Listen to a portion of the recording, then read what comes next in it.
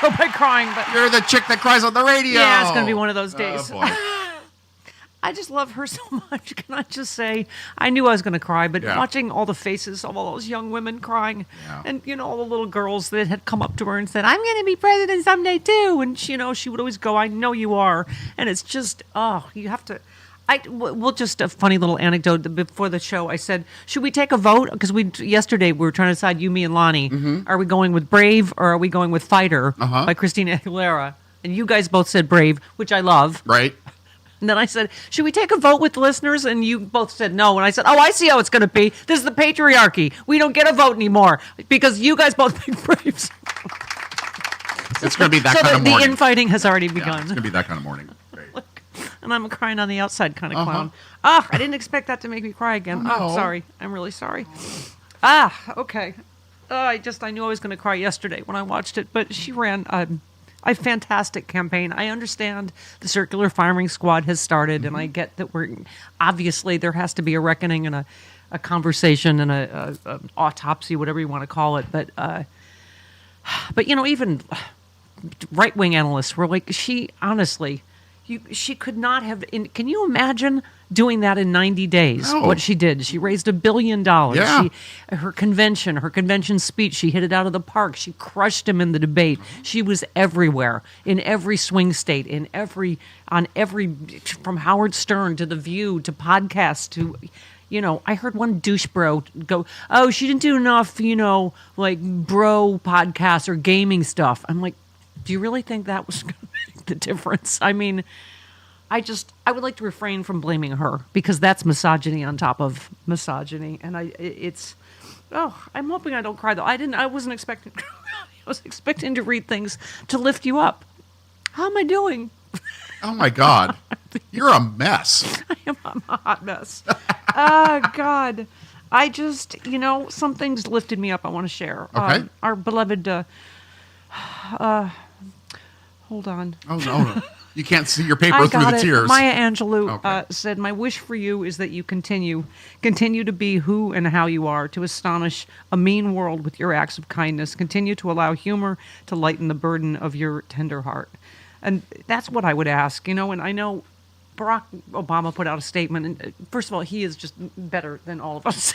Yeah. I get the whole, being gracious and but you know what, Chris, our first what do you call it, experience with that is the right-wing callers yesterday. Yeah. Right? Oh, we can't believe it's going to win. It's like, you start first, right? Yeah. You be gracious winners. Yeah. If it's like, now we're supposed to unite today, the day after, when you're being douchebag. Nick Fuentes tweeted, "Your body, my choice, always. Haha, morons." I mean, really? Bannon. They ran the nastiest name-calling, mean, misogynistic, racist campaign in history, and today you want us to be the ones to who's the other? I always love those morons. Speaking of name-calling, the guy that was like, "Oh, well, at least gas will be cheap now and you can stop killing babies." I'm like, yeah, postmenopausal lesbians, I do that almost every hour, kill a baby, you moron. Oh my God, I just, okay. I try not to get near babies. Yeah. What Yeah. she just said, Jojo from Jers, our beloved, retweeted, "Only when it is dark enough can you see the stars. Let us fill the sky with the lights of a billion stars." Chris, I get we're all scared. I called the guy that owns the show that's trying to kill me for the life insurance money, which may be a wise choice at this point. Okay. He said, "You are no less than the third show that's called me to say, is my show over? Is my career over?" And he said, absolutely not. But I get it because we're all scared, of corporate fear, of who's going to shut down what, of who's going to be scared, of, And the main thing is I understand people being exhausted, but my listeners, you're who's kept me here. If you leave me, we'll go away. But, my feeling is we need each other more than ever now, and we've got to fight on. We've got to, and I get it. If you need some time off, if you do have to do whatever, I had a thought of suicide yesterday. I'm telling you, I'm feeling and I'm seeing that online. And I tried to respond on Twitter to people to say, I hear you. I understand, but, please stay in this fight with me. Take time if you need it. And thank you for all the people that sent such amazing, loving emails Yes. and This show- tweets and threads, because it means the world to me too. Yeah. That we're here for each other. This Yeah. isn't about me. Yeah. Yeah. It's this whole community that has felt. This solidarity, and we need it now more than ever. Yeah. And so it's I got a lot of faults. I don't quit in me. I'm not going to quit on this country. Sorry, Chris, go ahead. No, it's like when the Sexy Liberal Show goes Yeah. into red areas. The Sexy Liberal Show attracts all of the blue people in those red areas Yeah. because they need somewhere to gather. Yeah. That's what this radio show is. Yeah. Yeah. We are a place for like-minded people to gather. They may have given up their principles and any values and decency to vote for this cheap, carnival-barking criminal con man, but that doesn't mean we have to give up ours. Right. That doesn't mean we have to just go, oh, well, they're right. Right. I mean, if I have to listen to Joe Scarborough screaming about trans kids, He went on and on about that this morning. Yes. oh, my God. Like, please let's not bully them again Right. and make them the scapegoat here. Because it's like I keep saying, okay, I understand. Okay, I'm not a parent. Like, if you feel like it's unfair to your kid in sports and 85% of Americans don't think, they should be able to play. But again, as I said yesterday, Chris, it affects 0.00001% of the population. And secondly, Chris, again, that's a conversation you can have around sports. But what I will say is disinformation is the bigger problem. The lies are the bigger problem. It's not that lost the election. It's that people believed this liar has culted I don't know how many millions of people into believing that schools are doing trans surgery on your child without your permission, and that Kamala Harris was personally doing trans surgery on illegal immigrants in prison. Right. You and I both go, oh, how would anybody believe that, something that ridiculous? You have to understand us. They believe anything he says. Well, and they also spent billions and billions of dollars on ads during football games. Yeah. Saying I would be against them doing trans surgery over and over and over right, again on your kids without permission. All of us would be. They preyed upon your fear. There was an article in the LA Times, a column in the LA Times, in 2008, because of all the ads for Proposition 8. Proposition 8 passed. This time, there was a proposition to completely repeal Proposition 8, and it passed with flying colors, and there were no ads against it. In 2008, they preyed upon people's fear of gay marriage. This time, they didn't need to. They do it every time. They find a scapegoat every single time, and it's usually LGBT people. Yeah. Hate and fear won this time. But you know what? It doesn't mean it's going to win forever. Right. I mean, it's, I loved, there's so many, I'm sorry, I did have you print the internet. Jody's going to be glad she was gone this week. It wasn't that bad, quite honestly. But it's just... Don't go overboard today, though. Sorry. I just, I'll find it. There was so much that people sent that that uplifted me that, I want to share, because I get that. And as you said, it's not an airport. You don't have to announce your departure. Right. But it freaks me out for not just me and my show. First of all, I keep saying it's not just me and my show. That's why this progressive infrastructure, and I'm talking about John Fugelsang and Dino Badal and Thom Hartmann and Randy Rhoads, and not just us, the next generation of us. And free speech So that's TV, why I'm saying it's most important now that we build this universe, because I hope that's something Democrats finally have learned, Chris, this information ecosystem that they have just ceded the ground to the, Fox News and right-wing radio and right-wing podcasts. And we're fighting the good fight over here, but, it's only because of our listeners that we exist, that they get it. They support our sponsors. They, support Sexy Liberal Tour. They support Patreon. They support Free Speech TV. I mean, it's... So this little universe that we built was built during George W. Bush. Yeah. So that's the other thing. I said online to somebody that was, I'm done, is just we've got to find our heart and our humor again, and we will, and that's what'll get you through. Trust me. Laughter is one of the only things that is going to save us now and get us through this. There are other shows for serious talk. Yeah, this is not the right place for that. No. But and I also get it if you need to take some time. But I think that was my fears. People are like, oh, I just don't want to, But don't worry, we don't just talk about politics. We have beaver stag. We got stories about bears. Oh, bears. Lots of bears. Yeah. There's what was the whale fecal plumes we talked about last week. Sure. It's join the Patreon for that. Oh my God.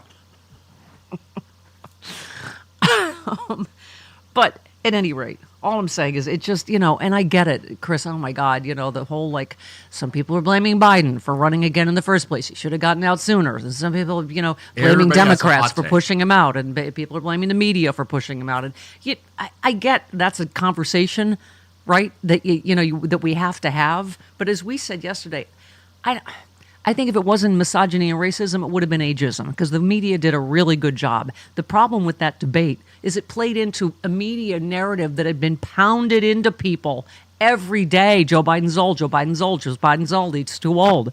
And now we've elected a demented 80-year-old criminal. I mean, it's the irony of it all. Okay, can I just say, I needed the love yesterday, and I hope I can give it back to you. I tried to do it online. I responded to some people that are feeling literally depressed, suicidal, feeling. Let me say this: we need your light now more than ever. Please, please, please stay in this fight with us, however you can do it. David in Beaufort, Georgia said, Steph, longtime listener and friend, I know we and 11 billion others are feeling in this moment in our gut. I just wanted to say how much, like 11 billion others, I truly love you. Not in a weird way. Oh, well, I welcome the weird ways as well. Well, yeah. Past that, I got nothing at this moment. That's another important thing. Just reach out to people. Yeah. Just reach out to people, right? Reach Tell out them and- you love them. Yep. Tell them, how are you doing? Reach out and touch people have somebody's hand. Yeah, people have life stuff going on top of this. Just, okay. Lynn said, Steph, you were one of the very first people I thought of tonight. I stayed up till 2 a.m. and then I couldn't handle it anymore. I've been listening to you since the Air America days. As a Jew and a child of Holocaust survivors, Trump winning scares the hell out of me. I know you will help me deal with all this, and you will help so many other people. I'm so grateful for you. I thank you, because as I said, Chris, I had the same fear a lot of us had. Am I going to be able to go on? And then what's, as you know, I'm a childless dog lady You ain't. without a partner. And so I've got nothing but you people. This is what, at least I have work that I love. And that's, and the work, what's that great Ted Kennedy speech? The work begins anew, Yeah. right? Mm-hmm. The hope rises. Not RFK. We've got to, no, the Ted Kennedy. Yes. I don't want to talk about Captain Fruit Loops. Can I just say, as if black ladies are feeling bad enough today, you know what? Shut the up. Really? Now you care about food. When Michelle Obama tried to tell you maybe you should eat healthier, and we both eat crazy healthy. I would love for America to get healthier and to eat better. But really? Now it's not government fruit overreach that they're saying, let's put less ingredients in Fruit Loops and kids need to eat healthier. Oh my God. Oh my God. Shut up. When you called Michelle Obama a communist when she grew a vegetable garden. I enjoy a bowl of Fruity Pebbles every once in a while. I have to admit it. All right. This is Matthew. This is one of the Love Your Show but. Oh dear. Okay. Are you being And too I flippant? understand. No. Just the whole, I understand. But some people may need to take a break. But please come back. And not just for me, for all of us, for this community, for this country we believe in. He said, Steph, love you. But I'm taking a break from politics. I need to protect my well-being. Today is the saddest day in American history. I'm truly embarrassed to live in a country where a rapist felon can be president, held up by people wrapped in a flag holding a Bible. I can't handle listening to callers tell you how bad the Democratic Party is and what they should have done. There's nothing they could have done. Hate one. There's no other story. I really hope America gets what it voted for. I hope the protest voters in Michigan realize what they did when Gaza and the West Bank are destroyed with our help. I hope people are saddened when Ukraine is destroyed with our help. My friends around the world are dumbfounded. I've decided I'm done worrying about politics. I just can't anymore. I need to protect myself. Maybe I'll change my mind. There you go. There's my sliver of hope. After arrest, but right now they won. They proved that hate, cheating, and power is all that matters. Whether you read this or not, it's my therapy. I live in a very red area. My family all have Trump signs. There's no one else I can really talk to about this, Matt in Illinois. Matt, that's why we're here. And again, don't mean me. I mean this, your community. And trust me, being able to and people are like, oh, what are you going to talk about now that George Bush is gone? You're not going to, nothing's funny. And I'm like, yeah, well, guess what? We've had to adjust how many times, God. Chris? because yeah. you go on offense, you go on Right. defense, but the fight continues. And We had 4 years of George W. Bush, then we had 8 years of Obama, then we had right, 4 years of they're like, oh, there's nothing funny. Obama's too good, and there's nothing to joke about. Yeah, their attacks on Obama were so ridiculous that became the comedy. So we we will will find the always- comedy, we will find the humor, we will find the heart. Absolutely. We will, this happened. You have to also remember this happens all the time in politics. This has happened before, where people go, everything sucks. I can't afford beans. I'm going to vote. It's like, okay, so we'll break it all down, but we shall do it together. I don't have the thing, and I Why won't not? really long. Why I don't don't you know have the because thing? I'm crying and you're a mess. Who's falling behind? You're 1,000 years older than when we started this thing 20 years ago. Okay, here we go. 20. We have all our What beloved. you just said made no math sense. No, not at all. All right, we have all our beloveds, Carl Yes. Frisch and Dana Goldberg and Dr. Redlener. Yep. 22 minutes after the hour, this portion of the show. Hiya, Dean. Happy Election Hello, my Day. friend. It's a very exciting time, isn't it? It's giddy. I told you off air. I love having you on because you're happy clappy like me. You are. You are just. You're all over this. You said.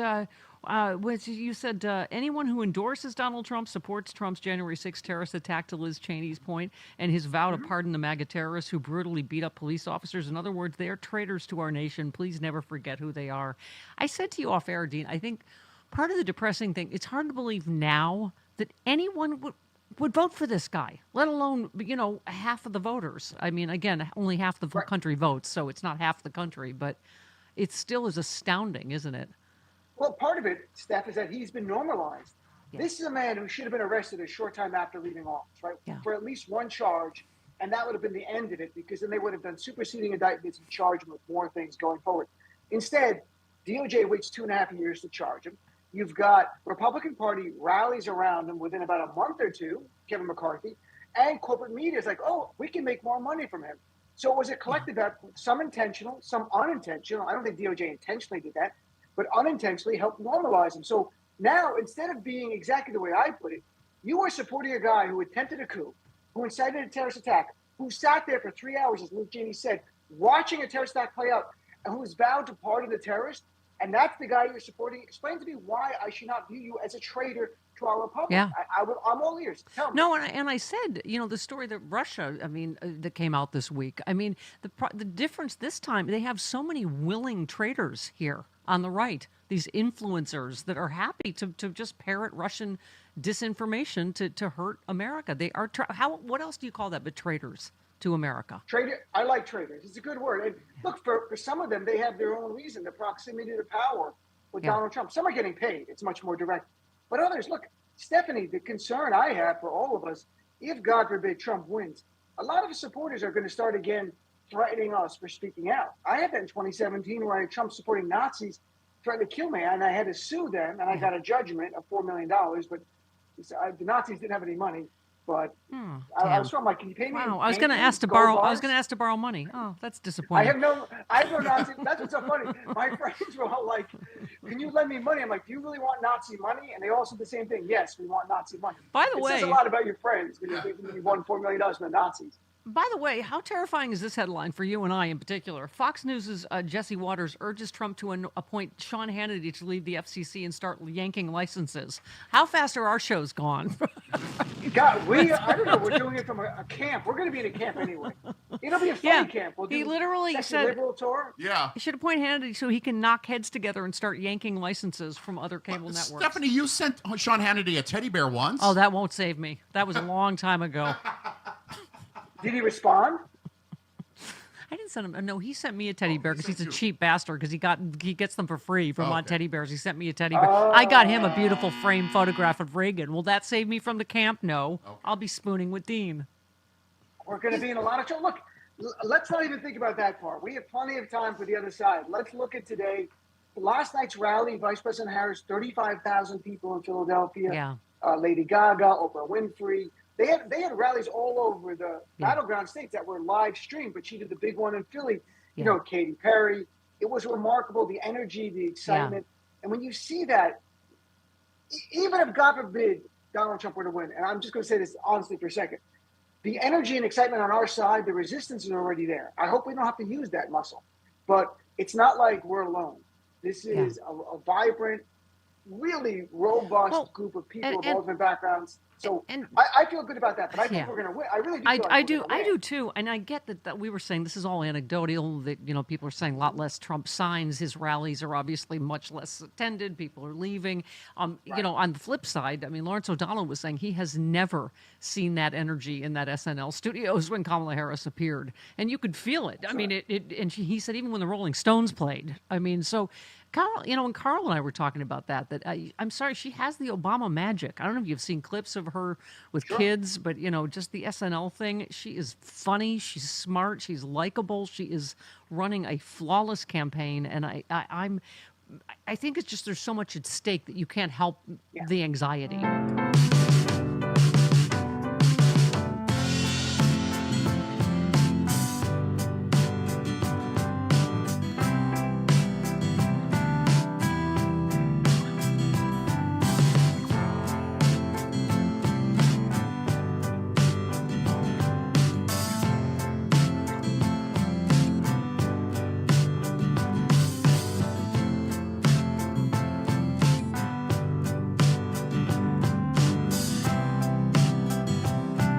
Not vanish without a fight. We are going to live on. We are going to survive.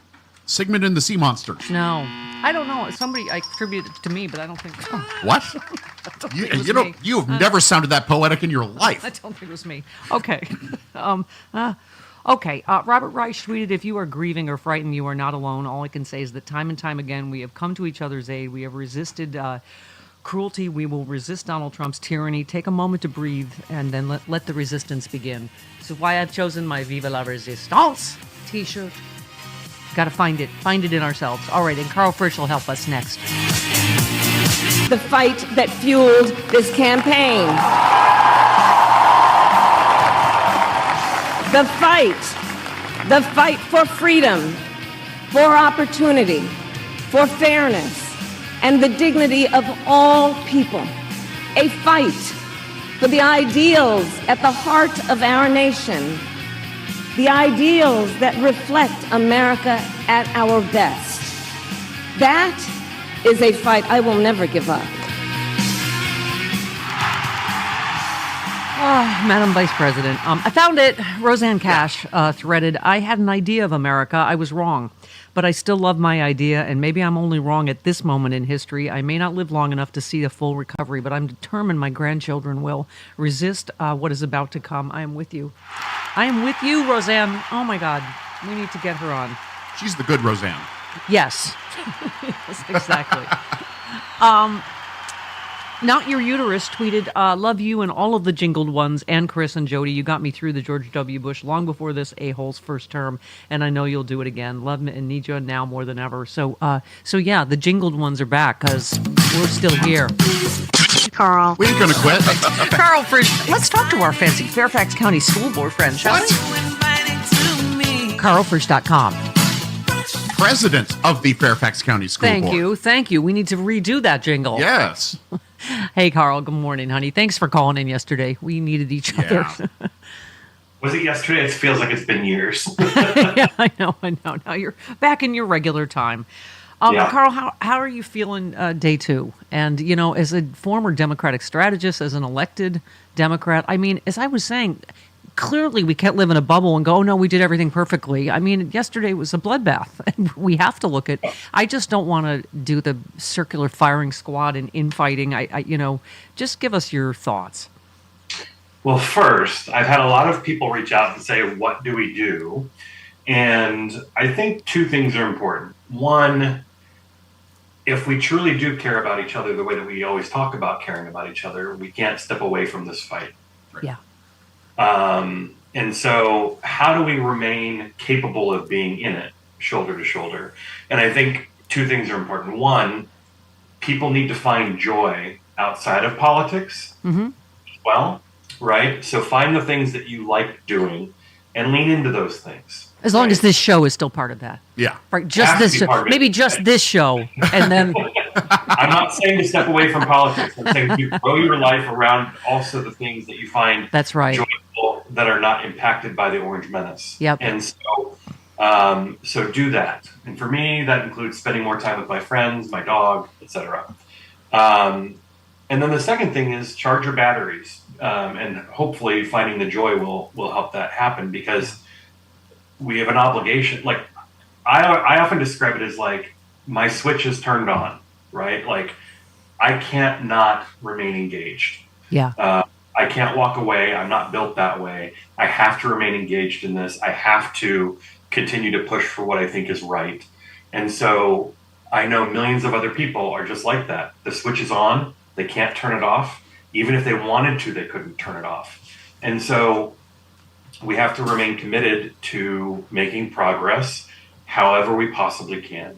I strongly encourage people to get involved at the local and state level, because it's going to be a horribly depressing 2 years, this first part of the next Trump administration. And we need to continue fighting there. And perhaps you can feel like you're making some progress doing that, but you can certainly do that at the local level too. Yeah. So, we're all reading the analyses. Where's this, Chris? New York Times. Yep. One Democratic fundraiser said, how is it possible we could lose to this guy? It's just malpractice. I mean, I think that's people are having a hard time getting their head. First of all the polls were wrong again, right? I mean, it's, and I think it's just, you're right, to this guy. I mean, but this is the thing, like I was saying, that to me, disinformation is the biggest thing, because they just believe him. However many millions of those people believe that he is the one that's persecuted. Every single charge against him is fake news, right? That absolutely they're doing a surgery on trans kids in school. I don't even know what else, right? The border's wide open. All of this stuff that we know provably is not true. But among the most pronounced changes, Latino men favored Trump by a 10-point margin after they backed Joe Biden by a 23-point spread. Harris held a 25-point edge with Latino women, but that was down 14 points from Biden's 38-point spread. Those of us on our side, I know, have a hard time going, he is the biggest racist. He started and ended this political journey with smearing Latino people. But yeah. Okay. As I said, though, yesterday, Carl, nobody is for illegal immigration, but obviously our saying he's the one that killed the bill didn't seem to get through, right? I don't think so. I think many people vote on one issue, and it's the economy. Yes. And for the better part of 2 years, we told people who were struggling to pay for groceries, to pay for gas, to pay for healthcare, and all these other things, that inflation was, coming down, and that we had the lowest job rates, in many decades. Both of those things are true. All true. Both of those things are true. But that doesn't change the fact that people were paying more for groceries and other things. And so when you look at focus groups talking about those issues, many people, first of all, we have to remember, like, most people are not as connected and, deep in the weeds on policy as we are, right? And so most people heard that messaging and thought, what are you talking about? I'm hurting here. Life is expensive. It's more expensive than I remember it being. Right. And they always blame the administration in charge. And in this case, right. I think Biden or Harris would have suffered the same fate, sadly, because... They blamed Ford, they blamed Carter. It's historically always been that way. Yeah. And so some of this is normal politics, but Carl, I think it's because the provable reality that Donald Trump wrecked the economy with his pandemic response, etc., right? Like, inflation, all of that. And Joe Biden fixed it all. That's the irony of this for those of us. We're like, oh my God. But inflation was back down to the rate before the pandemic. Right. We have the lowest jobless rate in 50 years. But the prices never came back down to match the inflation rate. That's not Biden's fault. And ironically, only Kamala Harris had a plan for greedflation, for corporate price gouging, which is the real problem. And I feel like that plan came way too late. Right. I think had Biden been talking about that for 2 years, people who voted on that issue, like, you're never going to get some of these people that voted for Trump because of the other issues. Right. But the people that may have been picked winnable by either side, perhaps if the approach on the economy had been different and it didn't come off as defensive, because, maybe people would have had a different approach on the issue. Because ultimately, what we're going to have to do now in the 2 years ahead is we're going to have to fight the Trump administration as it tries to double down on the things that got us into the mess in the first place. In addition to that, they're going to go after Social Security, they're going to go after Medicare, go after Obamacare, all of these, bread and butter kitchen table issues. They're going to go after and make far worse for the American people. We need to not only point that out, but we also need to explain what we would do differently. That only makes sense, Chris, just when I get close enough to getting Social Security and maybe meeting someone and getting married. I won't be able to have either of those things. No, of course not. Because we cannot officially have nice things anymore. Yeah. Not right now. So Trump experienced attrition among suburban white women, carrying 51% of them this year compared with 56% 4 years ago. But still, 51% of women voted for the rapist. Harris also got a boost from older voters, taking the 60-plus at 50 to 49%. I think they're paying attention to what's going to happen to Social Security and Medicare.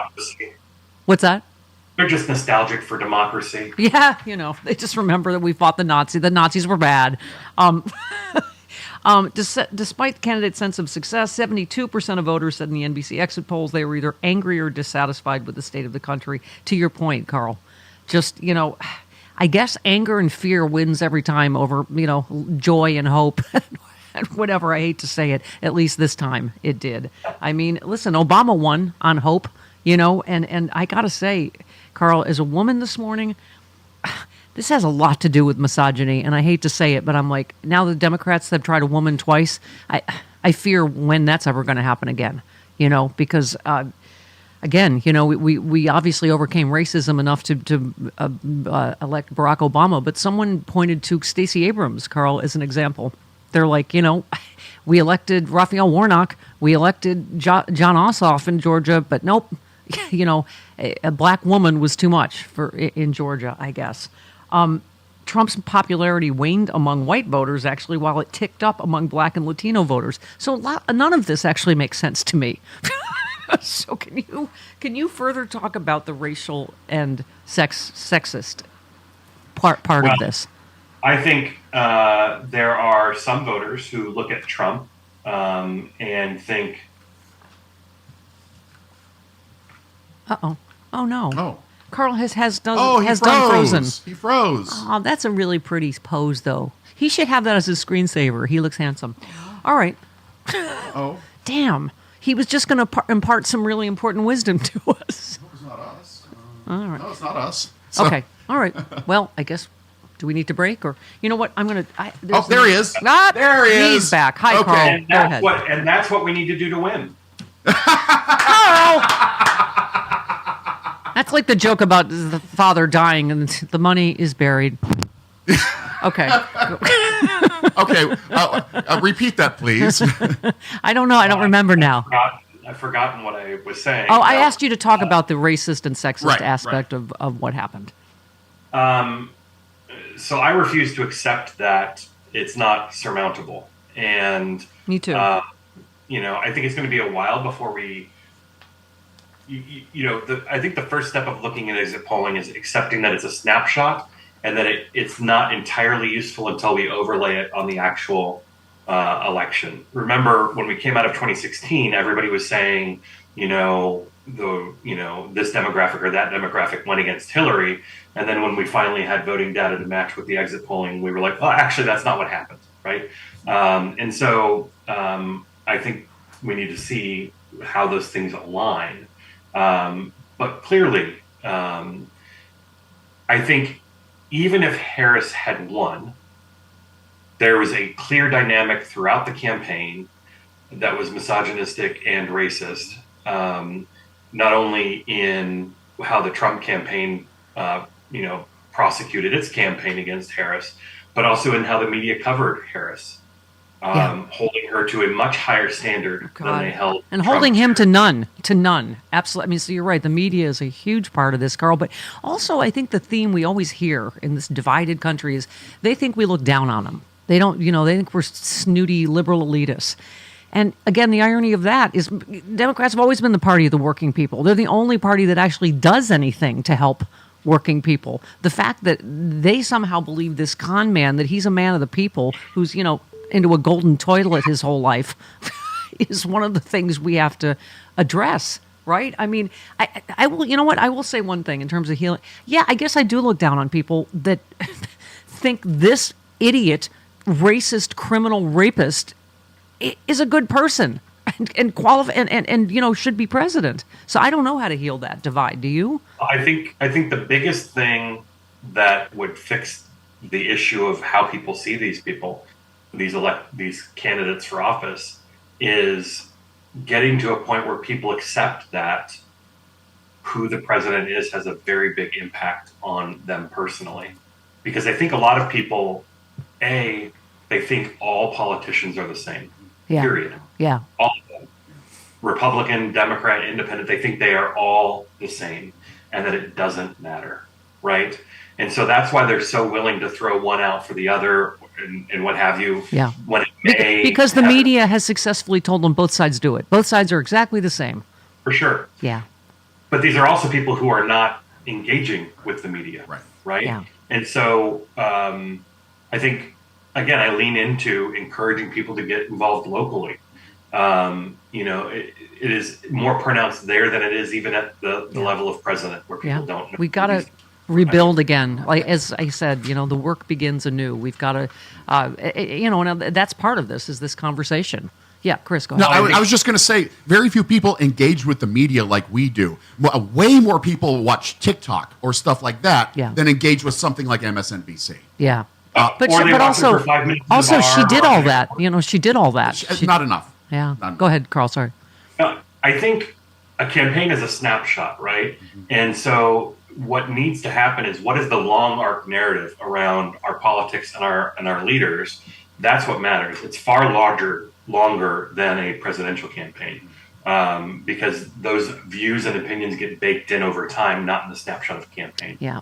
Carl, thank you for being one of those heroes that we all look up to. Don't give up. Find joy in something in life and pursue it and stay engaged. Lick your wounds. We've got 2 months until the transition happens. And we've got to be. Bonnie and Clyde are like, you are really getting a little needy now. Could you stop kissing us for a second? Dexter's staring at me. Dexter Von Fritz. Yeah. Feels the same. How's Dexter doing, by the way? I know he wasn't feeling too good. He's doing all right. Good. Hang in there, Dexter. Love you, honey. See you next week. 49 minutes after the hour. This is Charlie Pierce. Charlie! Good morning. Hey, no, I am jingleless today. Yeah. We got to go right to the good stuff. Yeah, it's election day. I just was wondering what former romantic partner Lauren Boebert is carrying a blowtorch for these days. Oh, Charlie Louise Pierce. Is she going to lose today? I think she might. No, I don't think so. I mean, she survived the primary, so I guess she's going to get elected. Okay. Oh, God. Disgusting. She district shopped. Right. She moved to a different district. Speaking of Project 2025, to Hakeem Jeffrey's point, I want to ask you real quick, because obviously Pennsylvania is, many union members in Pennsylvania are voting and campaigning for Vice President Harris, in large part motivated by the quote 900 pages of pure terror that makes them fear Donald Trump, and that is Project 2025, the lengthy playbook for a second Trump term. I feels like we've done a pretty good job getting the news out about Project 2025. That I was about to say, for I don't pretend that all the people who are opposed to it have read all 900 pages. Yeah. But turning it into a bogeyman, they did a very, very good job of that. Well, and also, and that started before she was the candidate. And he said this thing again yesterday. We just played it, right? He was talking about the new president of Mexico. He said he's going to about slap 25% tariff on Mexico in retaliation for border crossings. Then he said, if that doesn't work, I'll make it 50. If that doesn't work, I'll make it 75. I'll make it 100. Well, somebody explain tariffs to him that the American people pay them. It's like explaining nuclear fission to a duck. I mean, it's just, you can do it, but it's not gonna stick. I mean, you tweeted, he's telling the crowd that she had a rally today and couldn't have had 100 people there. The cult is eating it up with both hands. He's whining about how they don't show his massive crowds. I mean, every single thing he says is a lie. I mean, I stayed up to watch the last rally as long as I could. Yeah. But after that, I just went to bed. although I do have to admit, he appears to be entirely copper plated now. He looks like the freaking Iron Giant. Bob Seska said he looks like Mr. Bill now because he has his little mouth. Yeah. Like, there's no makeup around his mouth or his no. eyes, and he's like, "Oh no!" Yeah, he looks like he fell asleep in the sun with a very weird mask on. Yes. Yeah. I mean, you talked about him in Pennsylvania. You said talking about how parts of North Carolina never saw water like this before, and a Sir story about how he and Alon have brought the storm area so much Starlink. Moves on to lying about the economy. First of all, they had no electricity, so they couldn't have Starlink, and plus, he tricked them into they had to pay for it. Well, not just that, but there's only one Starlink. You can't bring a whole bunch of Starlink. Right. Unless you're selling like interplanetary sausage. Right. He also said he helped them more than FEMA. We did such a good job. We saved so many lives. I'm like, is he just delusional? Does he know he's lying anymore, Charlie? Yeah, he was personally down there flying a helicopter, which unfortunately crashed with Willie Brown in it. My God. Hey, before I know my time is limited, but I just want to say I was so proud of you guys Saturday night. Aww. Thank you, Charlie. You guys, I was so proud to be a Mook. You were, and you were fantastic. I'll tell you what, Fugelsang and Hal Sparks, they better up their game if they're getting on the stage with Adam Schiff again. I know. I said that to Senator Schiff. Is it time? Is he senator yet? Probably any second now. Probably, yeah. But I said it's not fair. You're funnier than all the professional comedians. He was hilarious. Yeah, for a pencil neck and a watermelon head, he was very, very funny. Yeah, we can call him Senator enemy Senator from within now. Yes. Right. Tanya wrote, "Hey, Steph, I had a great time at the D.C. Sexy Liberal meet and grow. Can't wait for January at Kamala's inauguration. Sexy Liberal ticket bought, flights booked from Oklahoma. My good friend Lauren Virginia's loaning me her couch. I'll see you all there. That's the big finale. Hopefully Charlie will be there. If you'll excuse me, I violated the Seska and Toby rule. I must go outside and turn around 3 times and spit. Also, I should probably pop these balloons I have ready. Your biggest fan in Shawnee, Oklahoma." Yeah, you better run. I can't wait for that because then I will get to throw Stephanie as another political celebrity. Exactly. So one last tweet of yours, you said John Allen of MSNBC just said that he considers women who are voting on the issue of abortion to be an unknown factor in this election. You said, dude, have you been in a monastery in Tibet since 2020?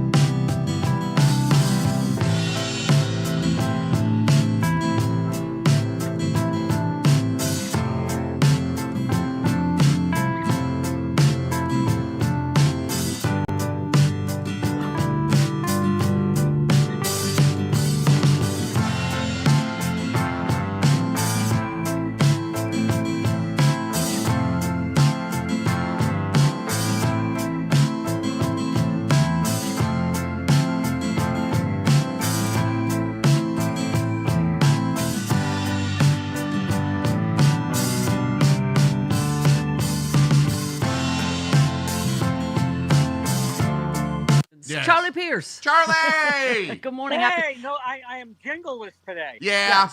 There's a guy carry the phone. Oh, we need the Seth, the homo of hope. Hi, Seth. Hi, Seth. Good morning, everybody. Good morning. First, I want to say, yesterday I couldn't find you for an hour and a half, and it became so clear, like the service that you guys do. Oh. And I'm sure yesterday you guys didn't want to get up in the morning, and you did, Oh, and you showed up. Chris, Stephanie, Krista, Jody, and I just want you. What you do is so beyond a radio show, and I just want to. I just want you to feel that. That's the first thing I want to say to you all. No, I listen. I appreciate all the heart. love everybody sent, and I'm sending it right back to you because this show means everything to me just because of what we all believe in. It's not just a living; it's my passion. Exactly. And I also say, love. I have fantastic friends and family. I have the best in the world, and so what do you call it? Carl was right. Find joy also outside of politics, and let it fuel you for this fight. Yes, because we have to nurture ourselves and give ourselves all the nutrition in life that we need. Now, I do want to say, with all the circling firing squad, the stuff that drives us crazy, this is what I want them to look into, because this just doesn't make sense. I want someone to explore the data of North Carolina. They voted blue. Governor, Attorney General, Superintendent of State, they took back their supermajority. They voted for the white Nazi, but not the black Nazi, right? Yeah. I think race might be involved in this whole election, maybe. Dr. Irwin Redlener, Dr. Doom, next.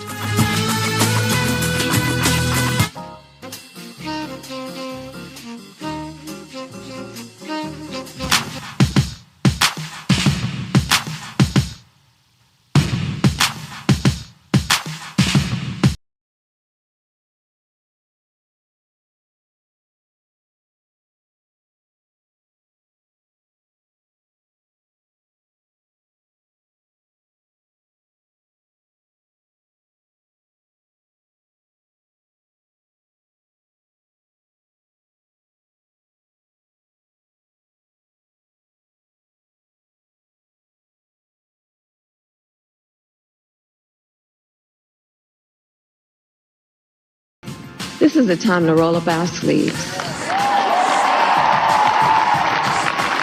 This is the time to organize, to mobilize, and to stay engaged for the sake of freedom and justice and the future that we all know we can build together.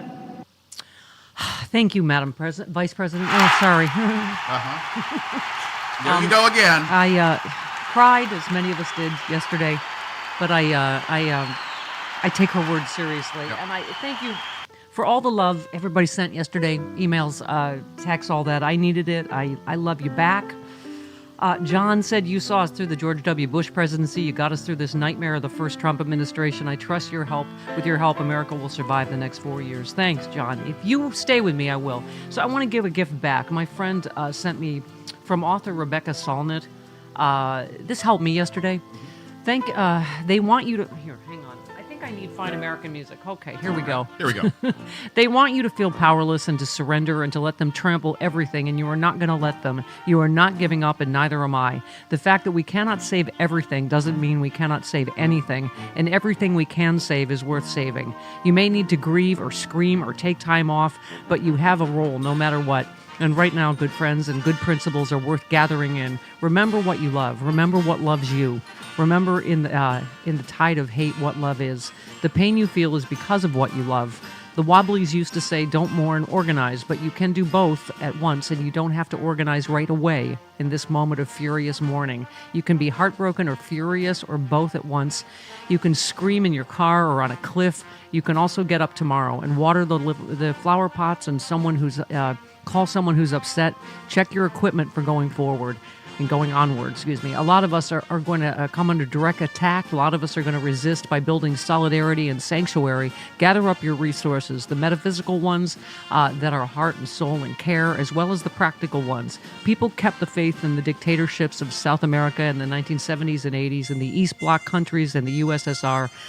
Women are protesting right now in Iran, and people there are writing poetry. There is no alternative to persevering, and that does not require you to feel good. You can keep walking whether it's sunny or raining. Take care of yourself, and remember that taking care of someone else is an important part of taking care of yourself, because you are interwoven with the 10 trillion things in this single garment of destiny that has been stained and torn but is still woven and mended and washed. Wow, thank you, Rebecca. We need to get her on.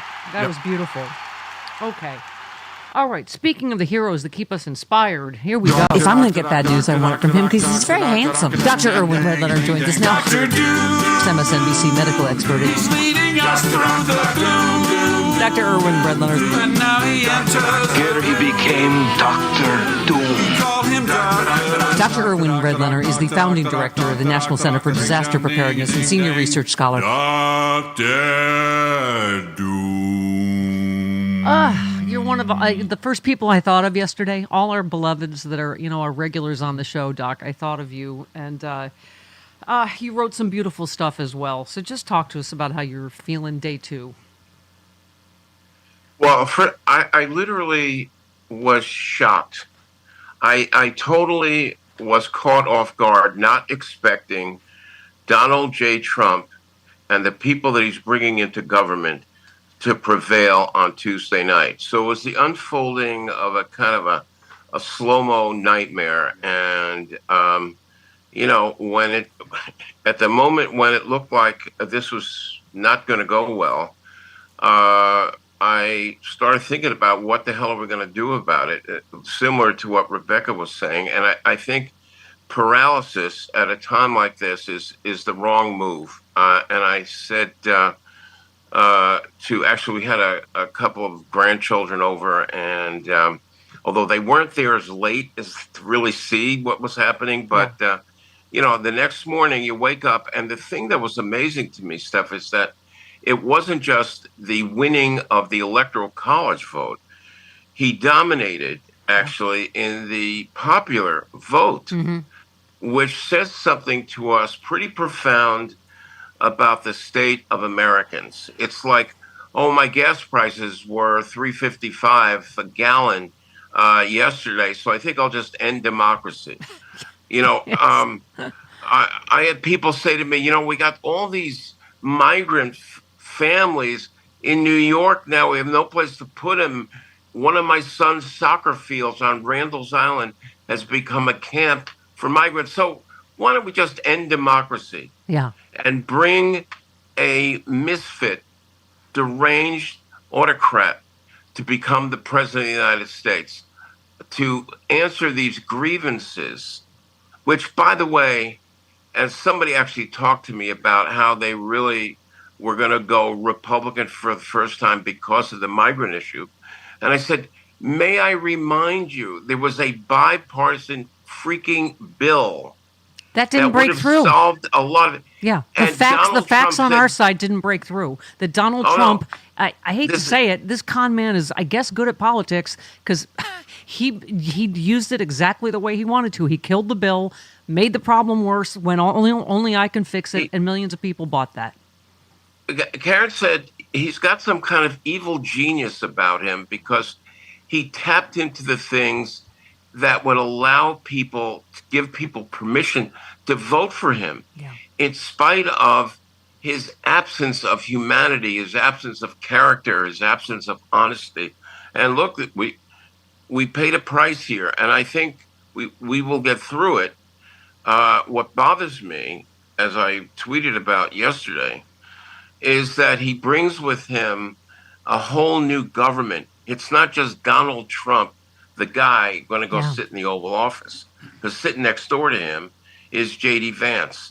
And all throughout this, the West Wing and the Eisenhower office building next door to it, we have people who are basically crazy. Yeah, you summed it up. The robotic anti-Ukraine perpetrator lies about pet-eating immigrants, next president in waiting, J.D. Vance. The architect of the family separation and children in cages policy, Stephen Miller. The soon-to-be released from jail, violent insurrectionist, Proud Boys leadership. The former Trump national security advisor who lied to the FBI about illegal interactions with Russians, Michael Flynn. And the anti-science, anti-vax conspiracist, Bobby Kennedy Jr.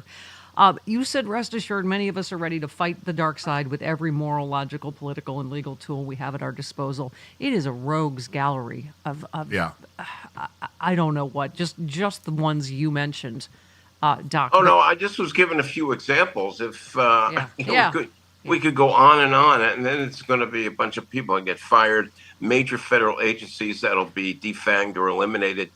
Look, we're going to have challenges. And the question, like people are saying, and like Rebecca summed it up in that email to you, is, okay, this is a hand that we were dealt, and nobody that's listening to your show, nobody wanted this outcome, but this is what we got.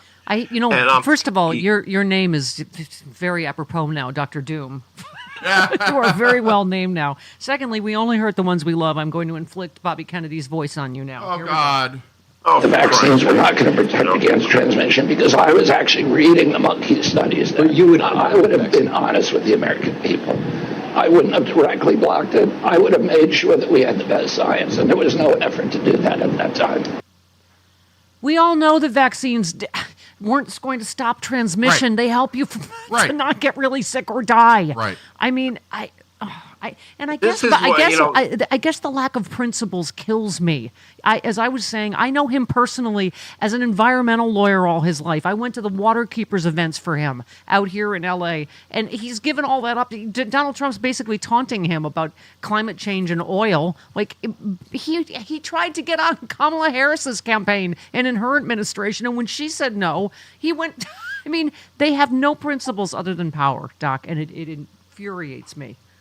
It's infuriating, and the problem with RFK Jr., let's say, as opposed to people who are dealing with, whether we're fracking or not fracking or whatever, the problem with RFK Jr. is that Trump has given him and will be giving him free rein to create an anti-science, anti-vax, dangerous agenda for Americans, and especially American children.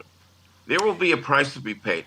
If he's let loose on vaccine policy alone, we're going to see some horrible consequences. And then we'll change things, and then we'll get rid of them. Respond to this. But a lot of lives will be lost. Yeah. Respond to this next one real quick. And if there is another pandemic that were to strike, why should the American public have confidence that you would allow a vaccine to be made available through the market, even if it's on a let me point this out. That they should not have confidence in the people who are managing our pandemic. We had the worst record of any country in the world. So we had 16% of the COVID deaths in the United States of America. We only had 4.2% of the globe's population.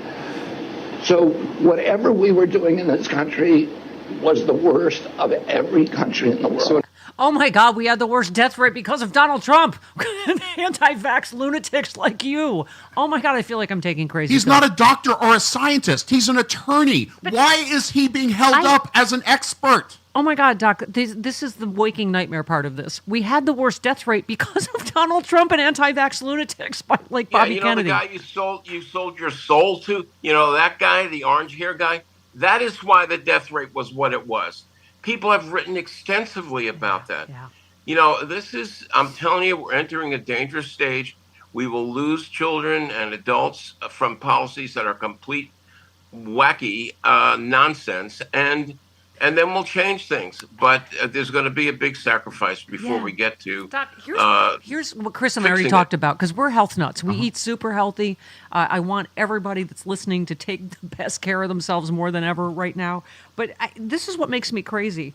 Bobby Kennedy, let's see. So, blah, blah, blah, blah. So he suggested that food products like Fruit Loops would be at the top of the list that he's going to target.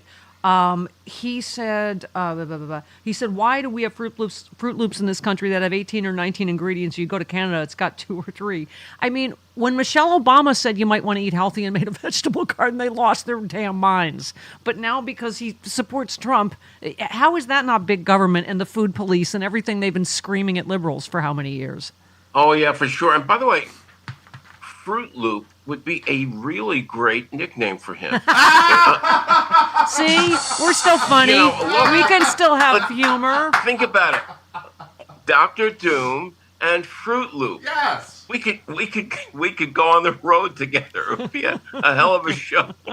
Look, you're cracking yourself up. I love that. Before you go, I just wanted to. You wrote a great piece that I hope people read. We linked to it, and you also mentioned Malcolm Nance's piece, which was also very powerful. But you talked about your experience. You said, I couldn't help thinking about the people Karen and I spoke with while door knocking in Coatesville, Pennsylvania over the weekend. So many of the folks we met were marginalized and poor, yet they were excited about Kamala Harris, who we imagined gave them permission to cautiously dream of a better America where anybody could make enough to get by and where their children would have a genuine shot at achieving whatever they define as success, limited only by their own ambitions, abilities, and drive. So this is the, I guess, like we say, those are the people that Donald Trump, I think, just somehow bamboozled into thinking only he can fix it. We all know that housing's too expensive, everything's too expensive. The kids, are trying to pay off their student loans. They can't afford to buy a house. But talk a little bit about the people you met and how we frame that. It was extremely difficult. Not speaking to them, that was a joy, because you get to speak to people who really, really don't have much, but they have dreams and aspirations and a genuine belief that Kamala Harris was going to help them create a better lives for themselves and a better future for their children.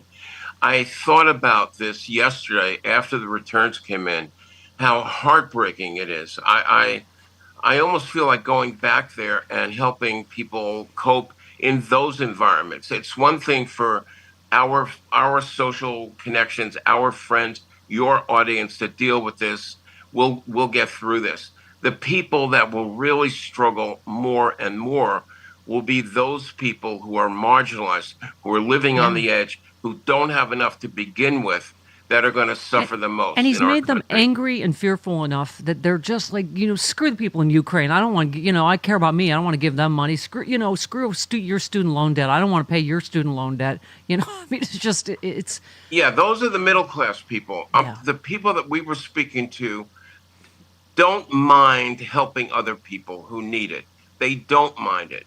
They voted for Kamala Harris, and we're proud to do that, and full of hope and anticipation that we would have leadership that cared about them, as opposed to what we have now. But we're going to just have to get through it, Steph. Dr. Doom ends by saying, so sit Shiva for a while, then get up and keep moving forward. You're alive, the world is alive, and here the future is loaded with good possibilities, even if they seem a bit far off on this dreary morning after. Thank you, Dr. Doom. We will move forward in doom together. Yes. Love you, honey. In doomness. With love. In doomness. We that's right. Yes. Fruit Loop. In Fruit doomless, Loop. we believe. All right, goodbye. Thanks, Doc. He's the loop in Fruit Loops. That's right. Okay, 22 minutes.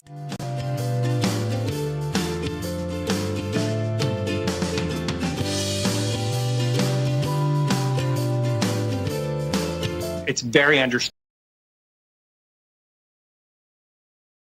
that the Department of Justice would be thinking about how to have these cases essentially dismissed without prejudice, or to put on a pause given that DOJ policy. Andrew, I have to ask you, because you've written so much about this and thought so much about these cases, the classified documents case, all the cases, January 6th. How do you feel as a former prosecutor and a lawyer? I think of this very much from an international perspective. So, Andrea, very much in your wheelhouse, because I think about the other countries that have been able to have a legal system that have held political leaders, even the most senior political leaders, to account in fair trials. And that is not to prejudge what a jury would do here, but the defendant and the public had a right to have a speedy trial. And I think our legal system has really failed us, at least at the federal level. The New York criminal case is one that has gone to a verdict. And so the public has had the benefit, Donald Trump and the prosecution have had the benefit of the trial. But in general, I think that our country does not look like the sort of vaunted rule of law country that we like to think it is.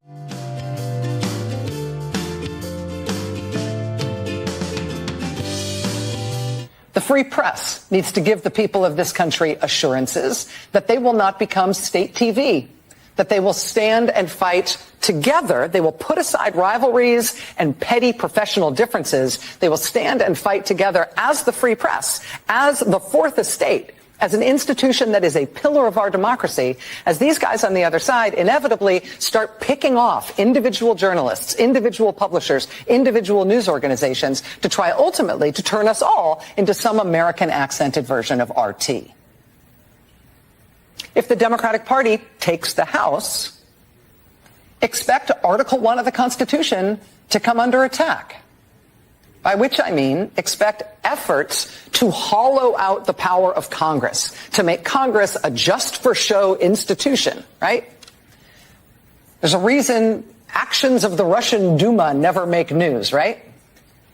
Expect efforts to attack Article 1, to make it a just-for-show institution that has had its real powers taken over by the executive, by the dear leader. We are going to need a plan and some steel spine inserts among elected officials in Washington to head that off. We're going to need the whole country to recognize that risk in advance, to call it what it is when they try it, and to actively resist it.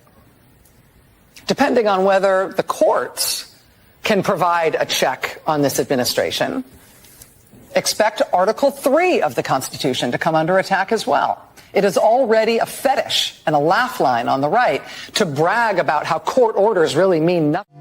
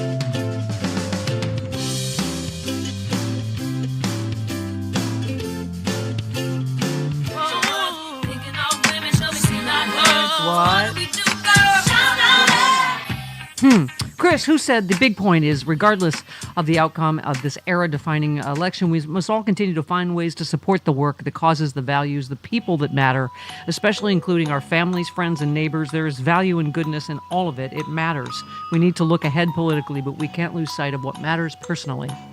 Witchy poo. No, that was Dr. Irwin Redletter, who we just okay. talked to, Dr. Doom, who wrote, you read his piece, read Malcolm Nance's piece. They will lift you up, as will Karen in Chicago. Hi, honey bunny. Hello, Karen. Hello, my sweet. Hello, Chris. Hi. Hello, can you hear me? Yep. Yes. Can you hear me okay? Yes, go ahead. Okay, sorry. I'm sorry. All right, Steph, please take care of yourself. We need you in the fight. I know you will. I was listening to Zerlina Maxwell earlier, and she opened her show with gratitude. I can't tell you how much that helped. And just talking about the importance of community, building and being there for one another and taking care of ourselves first and foremost. I just wanted to let you know I started a walking group of the Chicago Steph Head women. Good. And we're going to get out on Sunday. We Good. are not going to shrink into the background. Good. We are not going to quit you. Good. Eat right, I have exercise. nowhere else to go. Yes, we're not going to quit. We are all Richard Gere and officer and gentlemen now. Eat right, exercise, take care of yourself. Don't eat. Stay in the fight. Maybe have a bowl of Fruit Loops. No! Dana Goldberg coming up.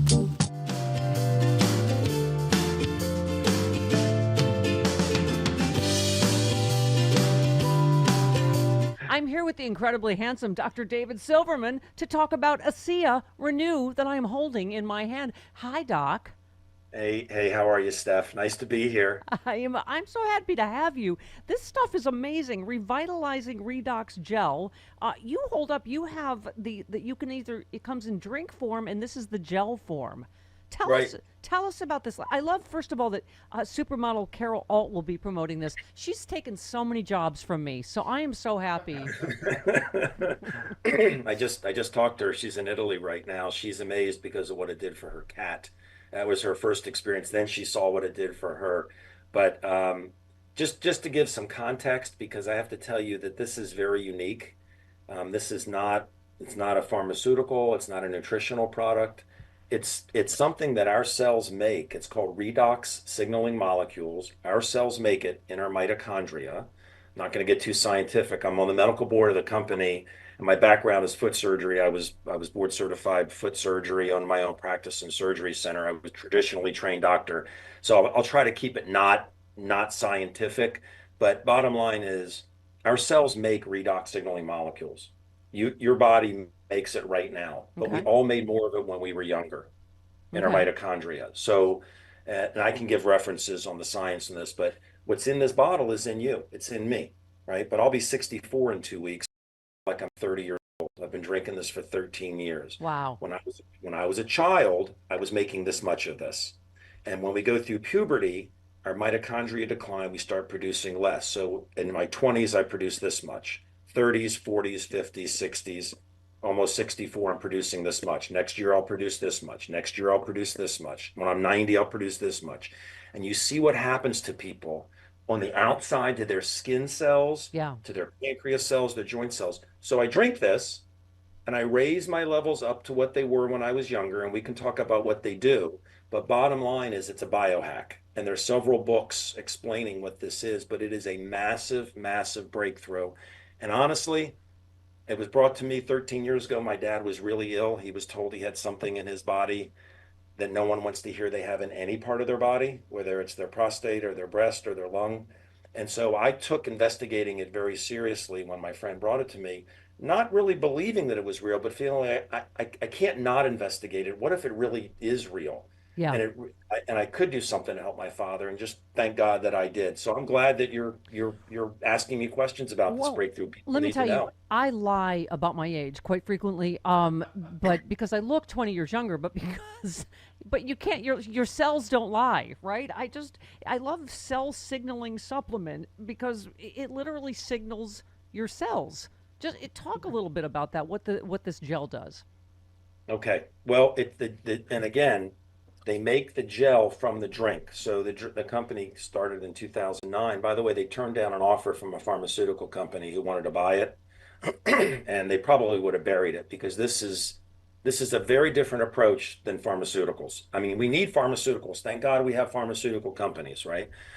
But this is as different from a pharmaceutical as the invention of the light bulb was to compared to the lantern. You know, there are dangers with a lantern. You can light a room, but if the lantern falls over the candle, you can burn your house down. A lamp falls over. Both provide light, but one's a lot safer than the other. There's no toxicity to this. Yeah. It's made, your body makes it from saline, literally from saline. It's patented intellectual property. It's not saline anymore, but your body makes it from saline. And so what it does is it amplifies signaling. It doesn't heal you or cure you. But let's say you have a cut, a wound, okay? Your cells in your arm are normal, and then you have a wound. Something happens. You break a bone, you cut your soft tissue.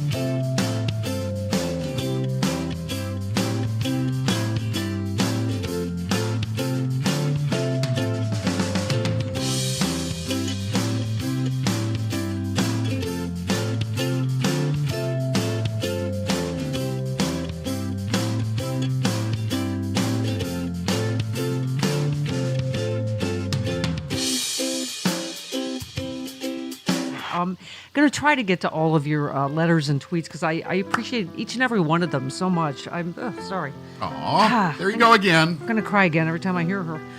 Thank you, Madam Vice President. You remain an inspiration. You ran a fantastic campaign. Okay, Joanne says, Steph, I'm not surprised and shocked that so many are, but I live in a sea of red. We were the only ones on our street of 12 houses without a Trump 2024 your feeling signs.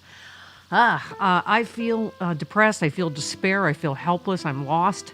I was told not to despair. I was told to have faith. I was told you just live in an area that's total red. You'll be fine. And all I saw was a Trump victory. Well, I'm not fine. I'm not. And I'm surrounded by Trumpsters. I'm surrounded by racists and people who are very Trump-like. I now fear being a 63-year-old childless bearded dragon lizard lady. At least I'm married. Wait, Joanne, how did you manage to make me feel worse? Yeah, exactly. Making yourself feel better. At least she has a husband. She has. Anyway, Mama, I'm praying I'll still be able to hear you and you will remain on the air. I am so sorry. Help me out of this despair I am in. Joanne from Albany. Joanne, you know what? Give your friends in red areas, like you always say, Chris, blueberries, a little extra love because they're feeling, especially overwhelmed in this just sea of sort of hate. And, it's not your imagination. He ran the most hateful, racist, sexist, meanest name-calling campaign in history. So they'll forgive us if, we take a minute to go, oh, it's time to unite, right? Trump said that on election night. J.D. Vance said, oh, it's time for us to be kind. Now a warning? Now it's time for us to be kind to each other? Now a warning? The day after you called Kamala Harris trash? And I mean, okay. And Trump just called her vice president? Really? Now you'd like us to feel, okay. Anne in Santa Fe. Steph, subject line, resistance is not futile. Thank you. Steph, once I stop crying, which I may or may not later today, let's get to work on forming an underground. The underground in the United States led slaves to freedom in the 1800s. The underground in Europe helped defeat the Nazis. I'm pretty sure the underground in Germany consisted of a lot of people who did not vote for Hitler in 1933 and did not want their country to go the way that it did. We are not Borg. Resistance is not futile. Today, I'm too brokenhearted to do anything. Give me a while to get my courage back. Love you. I'm so sorry this went this way. That's why I want to see you be brave. Ann, and I get it. Exactly. You take whatever time you need for you. Please take care of yourself and take care of the other people you care about in your life. That's all that matters right now. Or have them take care of you if you need it. Yeah, exactly. Don't be afraid to reach out for help and just go, I need help. I need, I called my best friend Wanda, who we got to have on the show, who's a brilliant psychologist, but she's in Australia. Yeah. And I called her. I needed to talk to her in the middle of the night, election night, and she was there for me, as she always has been. Reach out and touch. Talk to my big sister Libby. Hand. I'm saying something important now.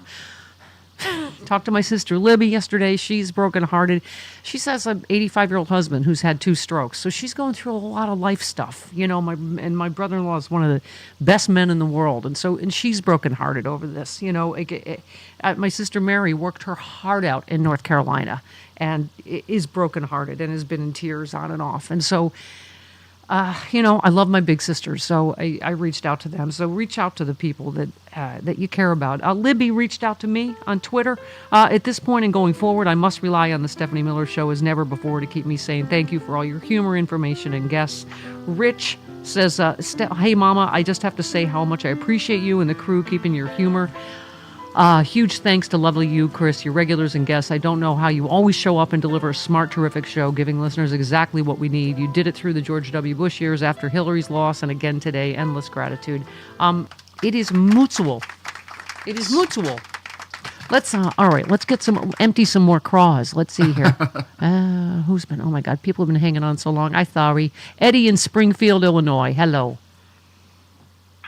Hey, it's great talking to you today. You too. I wanted to call in yesterday. I'm a first-time caller, by the way. And welcome. Man, I couldn't even talk to my wife yesterday. We woke up yesterday morning and we were just like looking at each other in disbelief. Yeah, speechless. So, a lot of us felt like that. I couldn't even cry election night.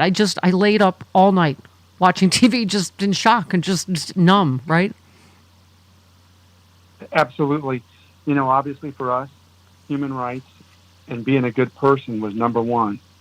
But I will say, my job is on commission. I'm a real estate agent, and I'm probably not the norm in my in my job market where, we really depend on a lot of things. Rate decreases right now, with Chase Bank making $13 billion quarterly profits, and rate cuts happening. It's kind of hard to believe. For the average Joe, I mean, I'm going to do well no matter what. My wife and I, we're educated. That's kind of why we voted for Kamala. Yeah. But for the brainwashed 45% who, listen to everything that Trump says and doesn't do the research and realizes tariffs aren't going to help them. Yeah. And he really got us into this mess. The supply chain and all that. When Rush Limbaugh said, I hope he fails of Obama, I mean, this is the problem. On our side, we care too much about other people. I don't want America to fail. I don't want people to be hurt. So, I hope he fails in his most egregious, racist, horrible policies that he has said he's going to enact. He said he's going to appoint a special prosecutor to prosecute Biden on day one. I mean, there are so many people that, I hope he's not as horrible as what he said he's going to do, but forgive us if we're at this point a little bit I'm out of words. Okay.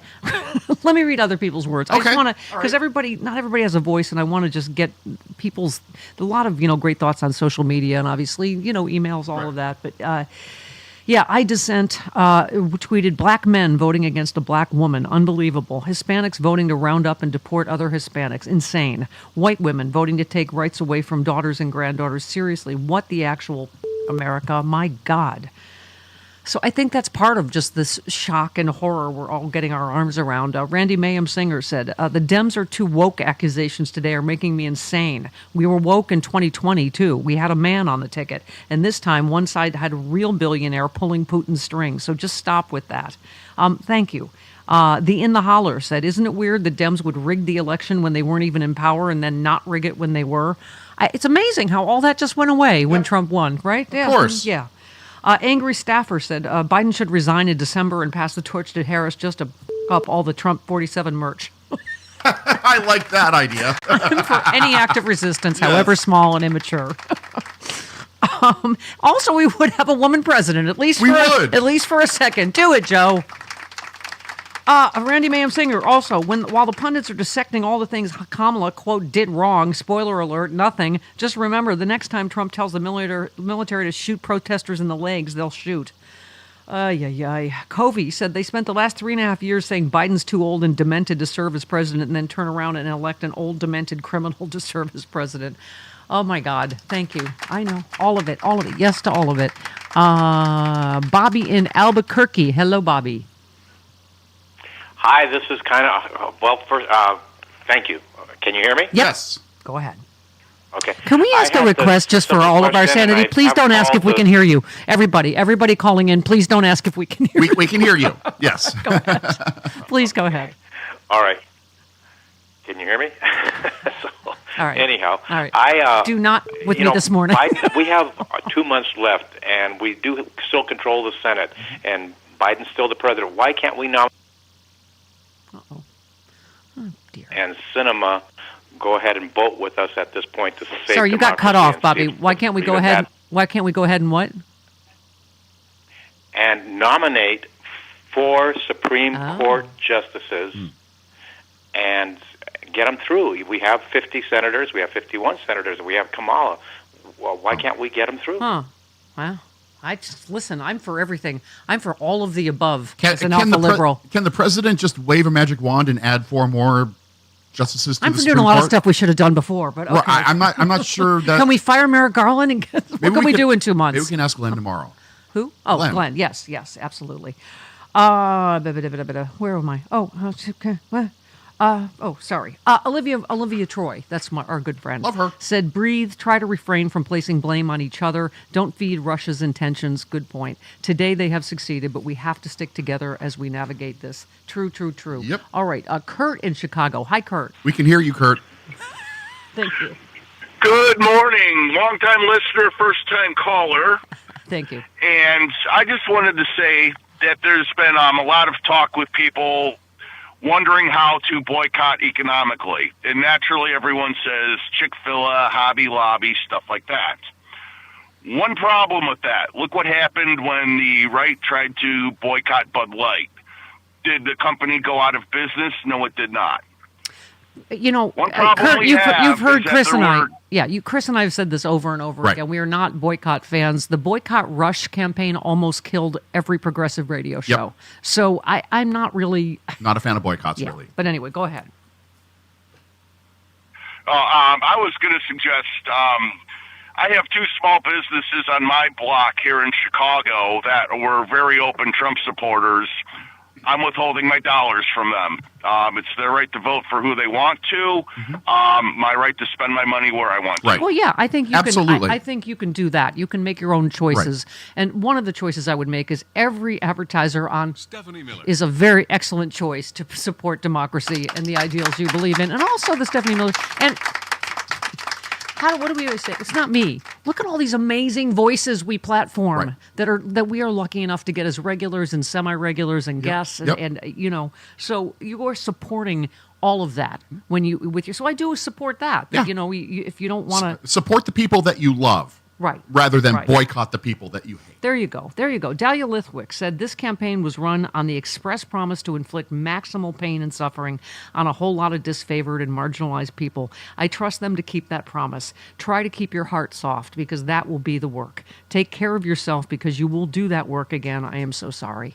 So many just voices I appreciated that I wanted to echo this morning. Adam Parkmenko said, I will say this, I am too smart, too stubborn, and too free to ever surrender to fascism. The president might change, but I won't. Thank you, Adam.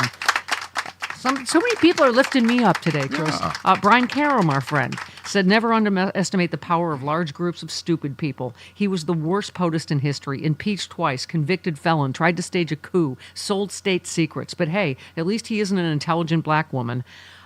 We had, who was it? Tanya from Ohio calling yesterday.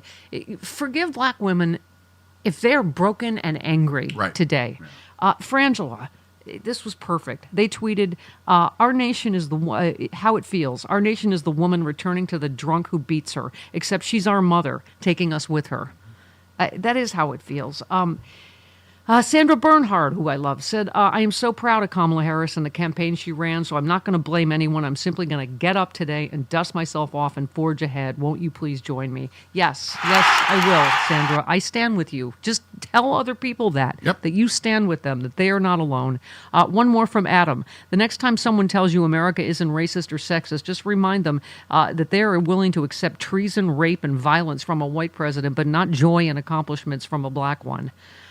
Thank you, everybody, for just, your heart and your humor and your smarts and everything you're still going to put out in the world. We need it more than ever right now. Farmer in Norfolk. Hello, Farmer.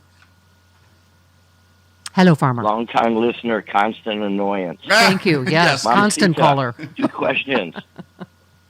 Yeah. Mamacita, I have 2 questions, but first I want to remind you, your daddy and your mama have been smiling together watching you through this campaign, and they continue to smile down on you proudly because you recruited this army of democracy warriors, and the show was so magical on Saturday night, and it was so wonderful getting a hug from all you guys. And anyone who has never been to a show, it's not just a show in the meet and grope, it's getting to meet all these friends that you've come to know but never gotten to put their faces, Yeah. And Michelangelo in Colorado, Linda and Liz and all of them, they're so great to just sit and break bread with Karen from Chicago, a superstar podcaster, and that podcast is just going to get bigger and bigger. You built so much up, and you got to be proud of that, okay? I am. I'm proud of all of you, actually, because I didn't do this alone. I did this with all of the people that, like Chris, all of the listeners over all these years. It's the Stephanie Miller Cinematic Universe. That's right. Yeah. As Bob Seska calls it. That's right. It's interesting, Jeff, because you can imagine I came in as like, DC sexy liberal, which was supposed to be Kamala's inauguration January 18th. But, Chris is right. It's like we're going to need each other more than ever. Yep. We are going forward with January 18th at the Warner Theater in DC as our finale because it is going to be the beginning of the resistance. Right. And it's going to be hilarious. And well, that was my first question. Yeah. I'm sorry. Go ahead. Go ahead. My first question was, the 18th is still on, right? Yep, absolutely. And you can still get pay-per-view and experience LA and just the energy and enthusiasm that's going to have to carry us forward. And Farmer, thanks for calling. I was thinking, Chris, you do have to, that's how you rebuild as you look at the silver linings. Mm-hmm. We have 2 amazing African-American women in the Senate now. Absolutely. Right? We have our first trans congressperson. Look at the abortion bills, one mostly. Americans are on our side on a lot of issues, Chris. It's not like the abortion issue went away. That was part of the disconnect, is how did you vote for abortion rights and then the guy that took them away in the same state? But we got to figure that out. We have to figure out that most people on most issues are on our side. We obviously had an epic fail on Tuesday in however many factors. Part of it, I think, like I said, my friend Lawrence O'Donnell was right. He said historically this is suicide. It is suicide to replace a candidate this late. So however we got there, whether Biden should have dropped out earlier, whether they shouldn't have pushed Biden, whether this should have... Barack Obama, you have to remember, had a year and a half to run. All these people that, had built these great coalitions. Kamala Harris had 90 days. Are you kidding me? And she did an amazing job. Despite that. Yeah. So this was a perfect storm of factors that I have to say, I think that got us here. But you know what? If you stay in this fight, we'll figure it out, and we'll do it with joy and with humor and all of that stuff. With joy and with Rachel and with... Right. Yes, I meant Joy Reid specifically, and then joy in general. 51 minutes after the hour of this portion of the show.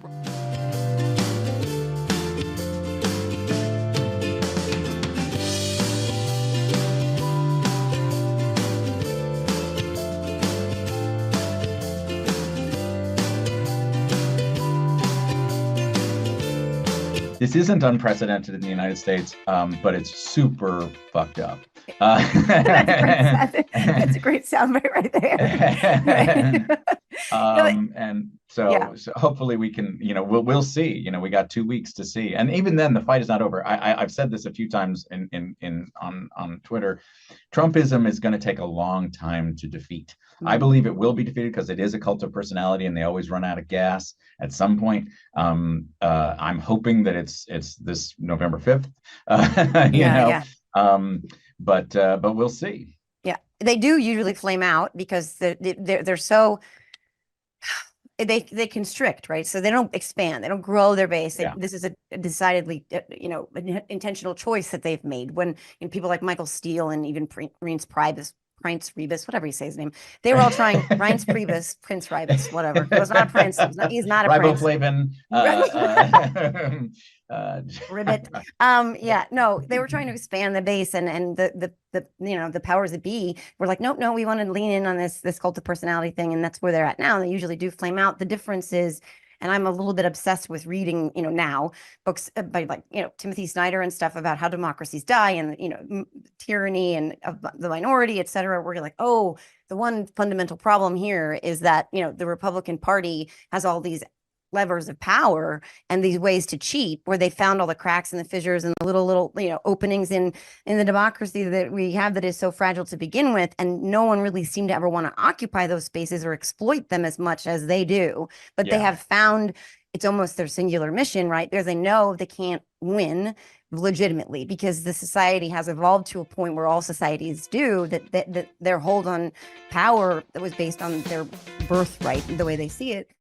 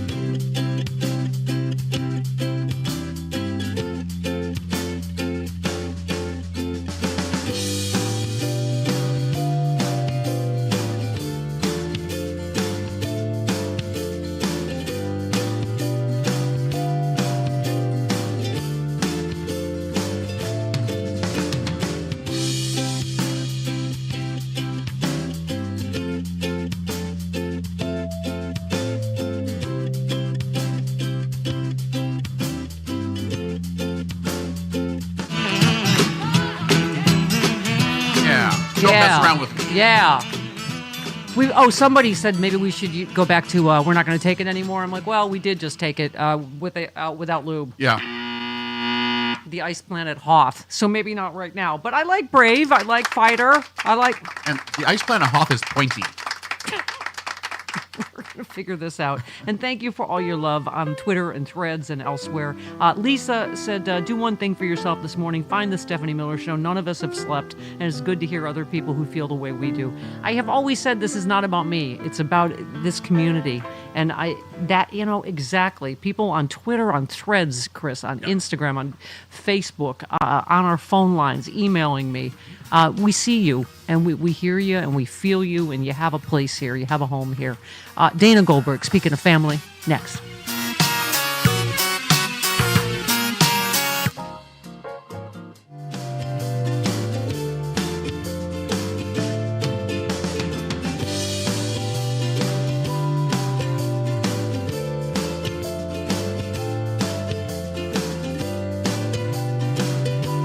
The free press needs to give the people of this country assurances that they will not become state TV, that they will stand and fight together. They will put aside rivalries and petty professional differences. They will stand and fight together as the free press, as the fourth estate, as an institution that is a pillar of our democracy, as these guys on the other side inevitably start picking off individual journalists, individual publishers, individual news organizations to try ultimately to turn us all into some American accented version of RT. If the Democratic Party takes the House, expect Article 1 of the Constitution to come under attack. By which I mean expect efforts to hollow out the power of Congress, to make Congress a just-for-show institution, right? There's a reason actions of the Russian Duma never make news, right?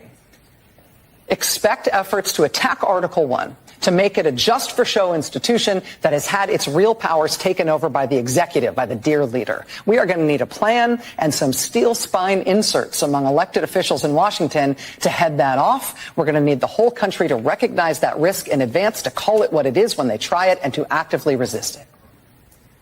Depending on whether the courts can provide a check on this administration, expect Article 3 of the Constitution to come under attack as well. It is already a fetish and a laugh line on the right to brag about how court orders really mean nothing.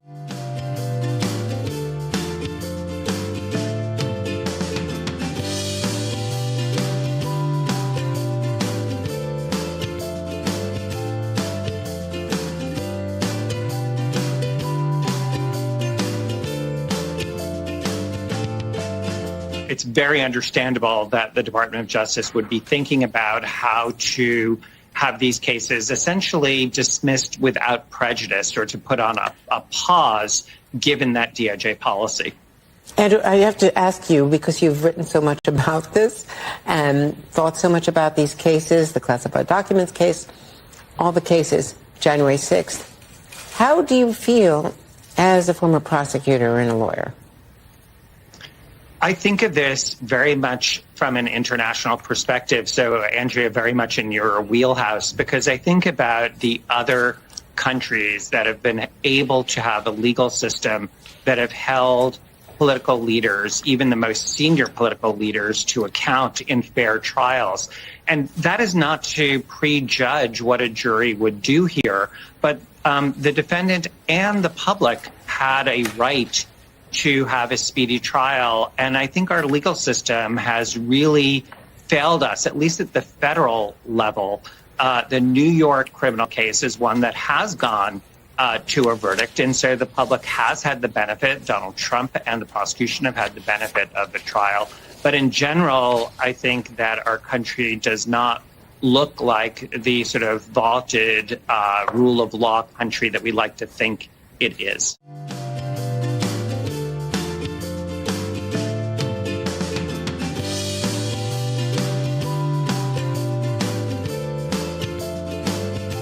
Dear Ma and Pa MAGA, Donald Trump didn't lower your taxes. He didn't get your roads fixed or your bridges built. He didn't get you healthcare coverage, didn't lower the price of your prescriptions, decrease the deficit and the opioid crisis, revive the coal industry. He didn't make COVID disappear, didn't make Mexico pay for the wall, didn't put America first, and he sure as hell didn't drain the swamp.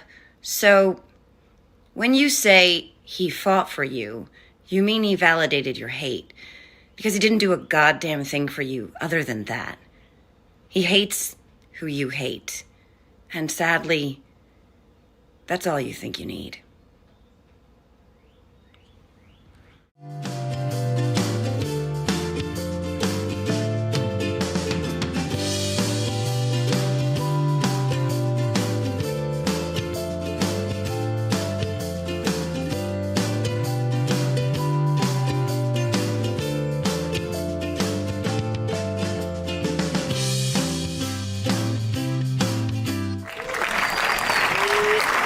What this film does, which no other film to date has done, it weaves through all of these narratives.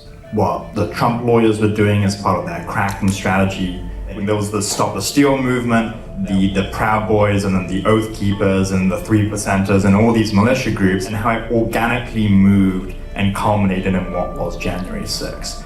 This is that story. I really want to do everything I can to make noise about your work, because I think it's first of all, just such a terrifically made film, but it's so urgent, it's so relevant, it's so important, and it's honestly the scariest thing I've seen this year. And I talk about this stuff every day for a living, and I thought I knew it all. Before we even get into it, I'd like the audience to know what you personally went through to make this film. What were your injuries and the effects on your health from that day? If you don't mind beginning with this. I'm sure. I mean, I got kind of pinged with some bean bags. That wasn't great. That kind of stings. And we got hit with the pepper balls, and we got gassed and maced and pepper sprayed. And I kind of had a little incident where someone tried to rip the camera out of my hand and broke the camera. And then I was confronting the guy, and the guy's coming back at me. Suddenly the crowd, there were still people in this crowd that were very much on the side of, they were protesting, they were bearing witness, but they weren't, actively involved in, storming the Capitol. And they said, listen, leave that guy alone. We need the press to be here. This is history. So not everyone that was on the steps at that point were part of the mob. Some people were purely observing. There were many bystanders. It's there true. Were. Your film begins with Fox News calling Arizona for Biden on election night, and thereby instigating the rally outside the Maricopa County Tabulation Center. Why did you want the film to begin there? And what was your experience in Maricopa? Why did you want to bring a crew there? So I wanted to start in Maricopa County because Maricopa County is where Stop the Steal first deployed. And Stop the Steal is not a spontaneous political movement. This had been developed since 2016 by Roger Stone. In 2016, Stop the Steal was used to influence the primary between Ted Cruz and former President Trump, and then he won that, and then he subsequently beat Hillary. Mm-hmm. And you don't protest elections you've won, so they kind of shelved it. And Stop the Steal is exceptional political messaging. It's pithy, it's a grievance, it's a call to action. I mean, it's almost, it's exceptional political messaging. It's so short, it's got alliteration to it. Well, there's so much subtext. It's like, whatever, exactly. You've been ripped off, you've been ripped off too. Yeah, and we can fix it by stopping it. Yeah. So they shelved it and they brought it out. And they brought it out. You could see the groundwork being laid in the summer. You saw it with the mail-in ballots and the ballot boxes, and you saw it with, even saw in the summer Steve Bannon on the circus says, we're going to challenge the results of the Electoral College. And he said it, he misspoke and said it was January 20th, but he really meant it was January 6th. But you saw it at that point. Ali Alexander from the summer onwards is talking about the Electoral College. So they had their other methods, and there's a variety of different schemes that were used in order to deny the election results. But they were planning all along to focus on January 6th. And after the meeting with between Flynn, between General Michael Flynn, Sidney Powell, the lawyer, and Patrick Byrne, the former Overstock CEO, on December the 18th in the White House. You know, they proposed him seizing the voting machines with an executive order that he'd signed a few years earlier. That didn't really go anywhere for the president. So an hour later, he texts or tweets, "It will be wild." Be That's there. right. It'll be wild. And from that point on, everything is focused on January 6th. What this film does, which no other film to date has done, it weaves through all of these narratives. What the Trump lawyers were doing as part of their cracking strategy. There was the Stop the Steal movement, the Proud Boys, and then the Oath Keepers, and the 3%ers, and all these militia groups, and how it organically moved and culminated in what was January 6th. This is that story.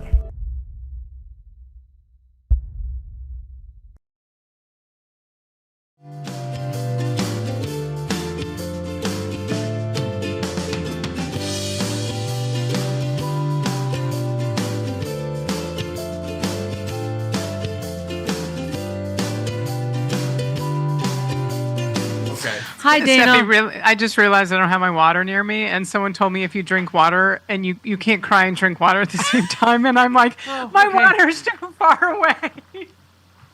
No, that didn't work either. Okay. Good morning, I've been honey. in and out of tears as well, sweetheart. So it's gonna ebb and flow. Depends on what people ask me, honestly. Yeah. Yes. And other times I'm fine, and then someone's like, "What's your work schedule?" And then I lose it because I have to stand on stage tonight in front of a community that is scared, and I'm supposed to make them laugh and bring them solace. And it's what we said. We're like yesterday. Hard. Nothing felt funny yesterday, right? Yeah, it's definitely hard right now. So, but I'm gonna go to work and I'm gonna raise tens of thousands of dollars for healthcare for LGBTQ people tonight, and Saturday I'll be in Chicago with the Human Rights Campaign to raise money because we have to start building our coalition, assuming there's ever another election. We need to start building our coalition for the midterms because there's still good people that were elected in the states, and the cognitive dissonance in this country I know. is I can't wrap my head around it, and I'm not going to try. But the states have some good senators that got reelected. That's right. And to your point, you tweeted to any of my LGBTQ family who needs support, please save this photo and use the resources. There is help out there. You know, I was felt in a dark place.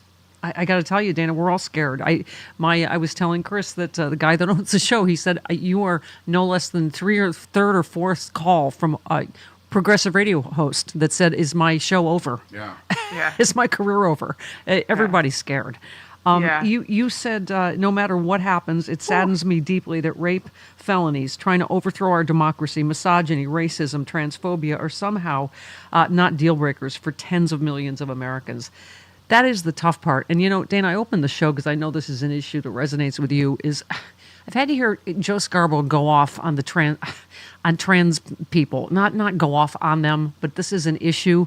And I'm like, let's not bully them again. Let's not scapegoat trans people now. Like, he was going off on 85% of Americans don't think trans people should be able to play sports. And I'm like, okay, I'm not a parent. It feels maybe it's unfair or that's an issue we can talk about, but that's not what the issue was, Dana. The issue is disinformation and the lies that millions of Americans buy from Donald Trump, who actually believe they're performing trans surgery on kids in schools without your permission, and that they're doing trans surgery on illegal immigrants in prison.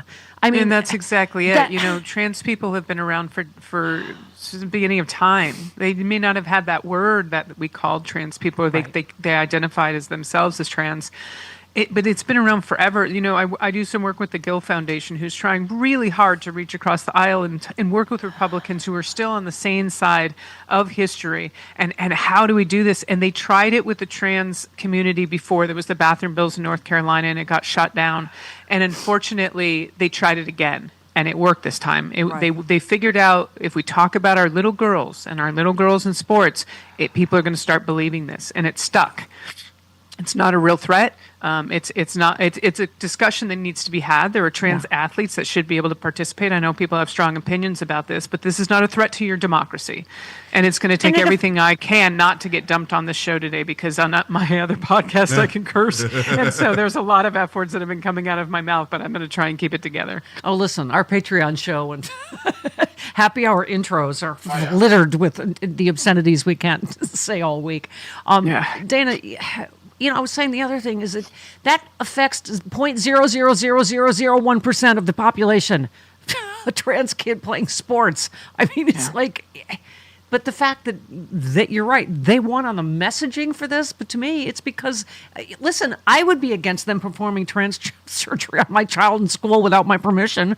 But that's not, it's not happening. It's not the lies. Happening. It's the disinformation that I think is the hugest problem here. I agree. So you also said, congratulations, Sarah McBride, the first out trans woman in Congress. So damn proud of you. Yes, there are silver linings. I've known Sarah for 15 years, and she started off working with the Human Rights Campaign as a volunteer and then a board of director, and then she ran for office in Delaware and was in the state legislature.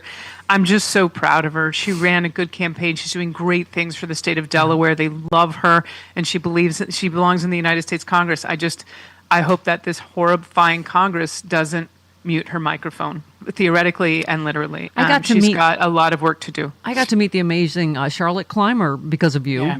And, she has served our country, is an amazing, amazing person. And, just to trans people today, please don't be afraid. Reach out your hand to someone today and just tell them, you have a home in this country. And, like you say, Dana, there are issues. Yeah, I can understand that about the trans sports issue. Fine, that's something you can talk about, but please let's not bully and scapegoat trans people again. It's in this not election. Even that. Please, and that's why I'm saying it's so great that in certain states that there's these, I don't understand North Carolina. I'll never understand North Carolina, how they elected a Democrat governor, attorney general, lieutenant governor. I don't understand how that happened. They flipped 2 seats, the school district, and then somehow voted for Trump. So all I can say is in states like North Carolina, because those governorship all the way down, they can enshrine health care for our trans people. And we have to remember, this isn't just the kids. There are trans people from children all the way up to elderly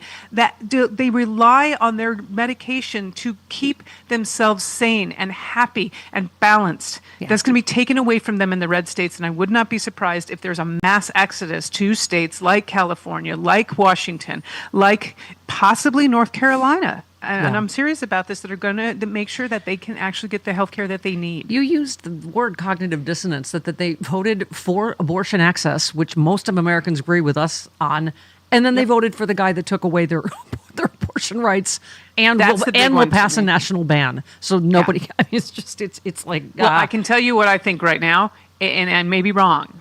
They're not going to do it before the midterms. Because if they do it before the midterms, Lawrence O'Donnell said that too. All of the people that believed them are going to come back over and say, absolutely not. And the midterms, what we know in this country, it's less of a popularity contest.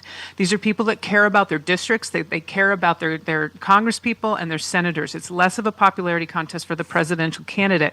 And I do think that they're going to, if assuming, like I said, they don't actually just get rid of the 22nd Amendment of the Constitution, that if there is a midterm, they're not going to do anything crazy before then. But afterward, it's on. Yeah. 100%. I've enjoyed the MAGA call. Who's the MAGA caller yesterday that said, at least gas is cheaper and you won't be able to kill babies today? And I was like, yeah, as a postmenopausal lesbian, that's what I spend my entire day doing, getting pregnant, having an abortion. Right, Chris? It's hard to reach me. Pregnant, abortion, over and over again. I can never get a hold of you. Kill. Oh, I'm sorry, I'm killing a baby again because I just got pregnant again. Okay, Dana, you retweeted Rolling Stone, who just summed it up. He said, Donald Trump, the twice impeached former president, January 6th coup leader, convicted felon, adjudicated sexual abuser, the man who mismanaged the 2020 economic implosion and coronavirus disaster that killed more than 1 million people in this country, has convinced American voters to give him another term in the White House. So thank you, Rolling Stone. You can be forgiven for just thinking that you must be the one taking crazy pills. I mean, Okay. There was All of that. Yeah, my social media is just a disaster because the bots and the MAGA, they are so bullying right now. Oh, I know. Even they're so empowered on Yeah. all platforms. Yeah. And now, of course, I forget what I was going to say. Someone said to me, "You don't want to marry the guy. He's just going to be president. Why do you care about his personal life and blah, blah, blah?" I care because we often surround ourselves with people who are like us. We surround ourselves with people who have the same morals and values as we do. When Epstein says that he's his best friend for 10 years, and Donald Trump is surrounding himself with other people that think sex trafficking is acceptable, or that are having sex with underage girls, or that are stealing from our government, or that want to take health care away from trans people, those morals and his personal beliefs do matter because he's surrounding himself with people that are making our legislation. So yes, I do care whether or not the president is a good person. Yeah. That's what I do care. And it does. You retweeted Toni Morrison. You said, "This is precisely the time when artists go to work. There is no time for despair, no place for self-pity, no need for silence, no room for fear. We speak, we write. That is how civilizations heal." I keep saying the world is going to need all our light now, Dana, more than ever. And I want to tell you I love you. And I'm so proud of you. And I'm so inspired by you all the time. Uh-oh. I probably shouldn't have done that. I'm glad you brought me Kleenex. Okay. Just wanted to tell her. Okay. No, it's okay. I appreciate you. It's I think about the direction are we in a heartbreak? No, we're on the air. I think about the direction my career went, and sometimes I'm like, I'm not on TV, I'm not in the movies yet, but I've raised millions, over $50 million for organizations I believe in because I have a gift of maybe making people laugh and feeling generous. And I'm grateful for that. So I appreciate that. It's hard when sometimes you're like, it's not in vain, but it's exhausting. It is. We're all exhausted. And Dana, can I say about the bullying? You're right. I saw somebody yesterday. I get it. Some of you are tuning in or listening right now because you love it. And somebody actually said, "Oh, I love it. The tears. Oh, it's so great." You know what? Let me say on behalf of all of us that are decent people, you. You know what? We wear our empathy and our heart with pride. So and there's a good. difference. You know what? You would be crying too if you were a decent person. That's the difference. When Trump lost and they were crying, they lost because their candidate lost. We're crying because the country lost. Yeah. I'm sad that Kamala lost. She deserved to be president of the United States. She would have been a hell of a president of the United States. But I'm not crying because she lost. I'm crying because we did. Yeah. The LGBTQ community, black people, anyone that can birth a child, people that... the list goes on and on and on. Guzzle our salty liberal snowflake tears and choke on them, you racist, sexist mother, because we're not done fighting. Goodness. Okay, 20 minutes. I gotta get it together. Keep it together. 20 minutes after the hour. This portion of Hi.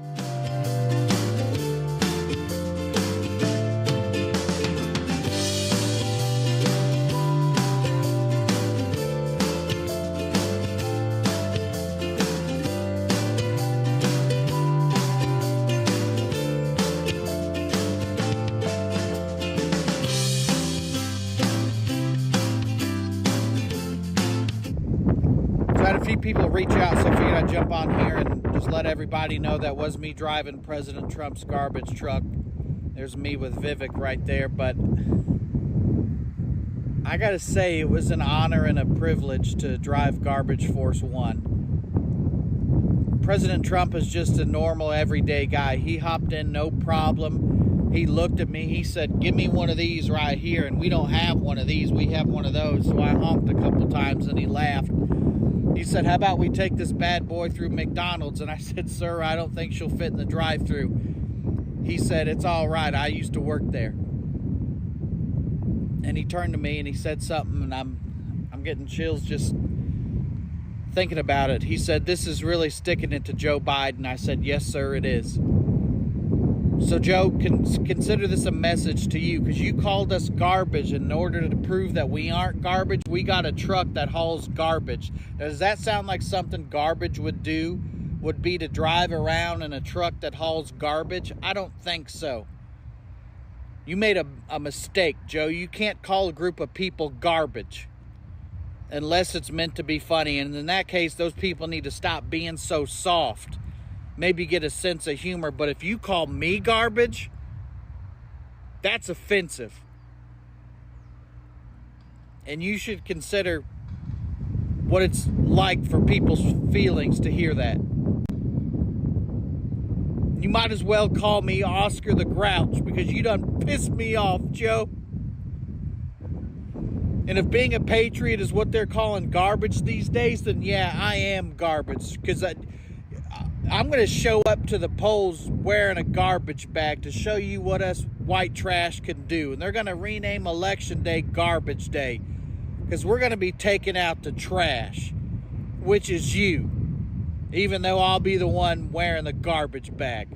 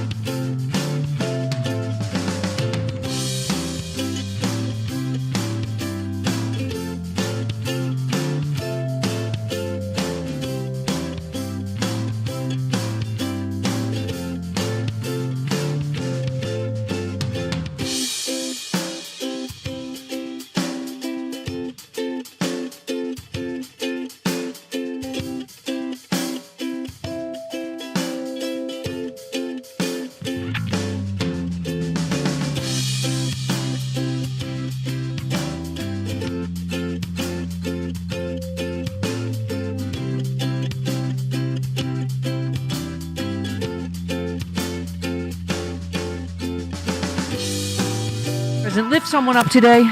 Don't beat them down. Paul wrote, Mama, today when you came on the radio, I and so many others needed you. I could feel your fear and your grief and your pain.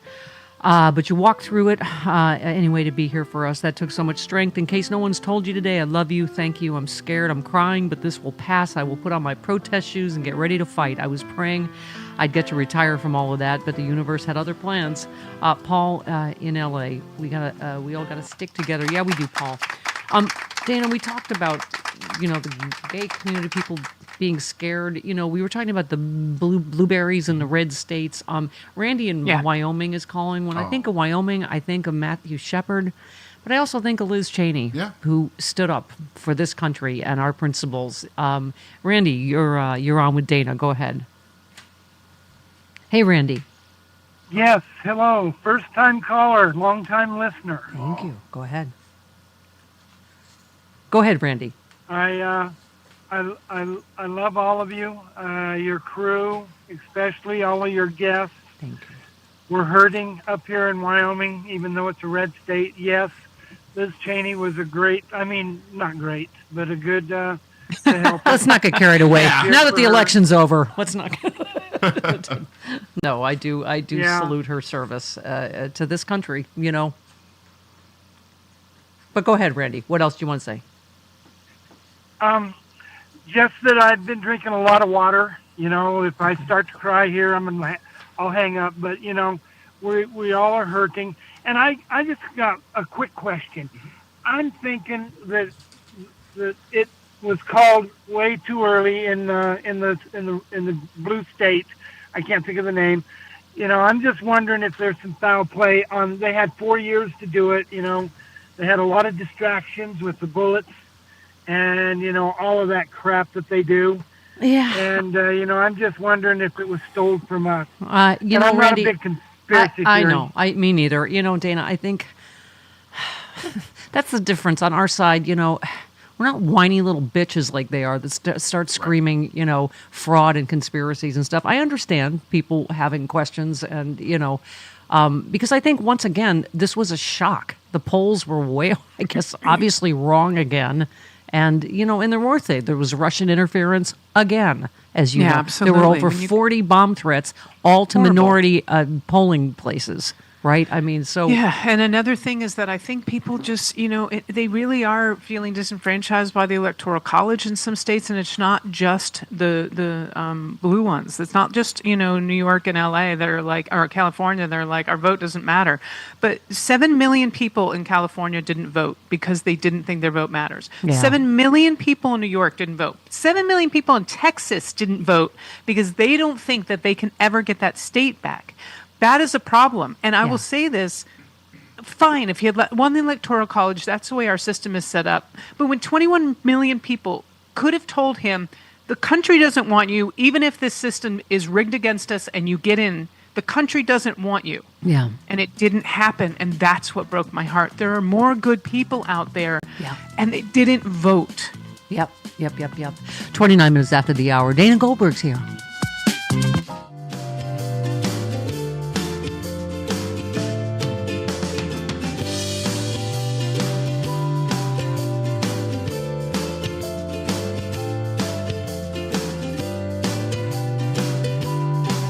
You called into the radio show and read Trump tweets as the Joker. Yes. But well, after doing at the least the Joker had some redeeming qualities. Well, the thing is, after doing it for so long, I recognize really good demented dialogue. And there was a tweet that he did, and someone commented, "This sounds like something the Joker would say while threatening to poison Gotham City's water supply." And I thought, you know what, I should do that. Because, you know, he can't just say Merry Christmas. He has to say, Merry Christmas, even to the losers and communists and Democrat left-wing assholes. You know, why can't, you know, just say Merry Christmas and stop? We'd be happy with that. But I have a message, you know, I say, the force is strong with the Democratic Party. And my message to MAGA is, go force yourself, all right? I like that because it sounds dirty and it's not, and I don't work blue. Hey. Of course not. If you could devise a campaign that is meant to alienate more segments of the population, Chairman, I mean, I was saying, what is J.D. Vance's door-knocking operation? Is he just going to call every woman in America a whore? I just hi, you're a C word and your mother's a whore. Thank you. I'm J.D. Vance. Mark, I know you're brave to speak out politically in Hollywood. I know you wish you could have Scott Baio's career, but or Kevin Sorbo's. But I mean, talk a little bit about why you've decided, because like they always say, like actors don't want to be political. Right. Well, the honest truth is that I've always voted. I've always followed politics very closely, but I never publicly expressed how I felt and how I was going to vote. Even in 2016 with Hillary, but this time I felt like I have a responsibility. I mean that it's far more important, because I've had people say, you could hurt your career. I don't care. I mean, this is more important. Who cares if I get a guest spot on The Mandalorian versus a mentally ill person back in the Oval Office?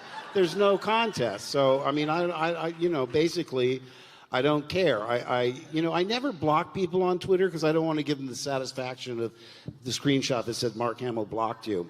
So I've never blocked anyone. But I was muting people like crazy. And then I looked up at the clock and I said, Mark, you've been muting people for 20 minutes. Now I don't even mute people. I start to scan because obviously there's an equal and opposite reaction from the MAGA crowd. Ooh, do they hate me. Yeah, yay. Lucky for me, I don't care. And you know why they hate you? Because you're going to help us blow up the Death Star in November. Yes. Well, I mean, I always urge people, don't turn to the orange side.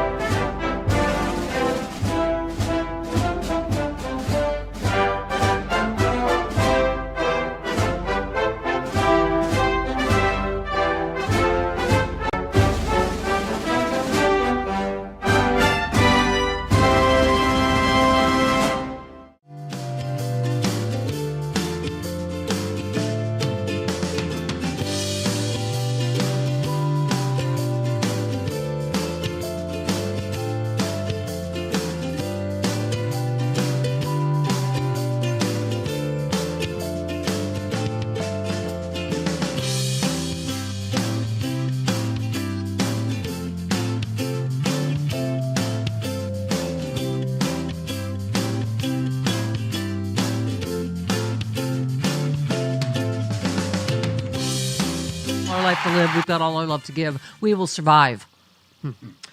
Christopher, who said citizens across this country, our courts, members of the press, those serving in our federal, state, and local governments must now be the guardrails of democracy? Click and clap. No. The aforementioned Liz Cheney. Oh. We thank you for your service. Yes. Scat now. All right. Be gone. We are done with you. We don't agree with you on anything else. Okay. Couple more love letters just because let's all lift each other up. Steph, Chris, Jody, everybody.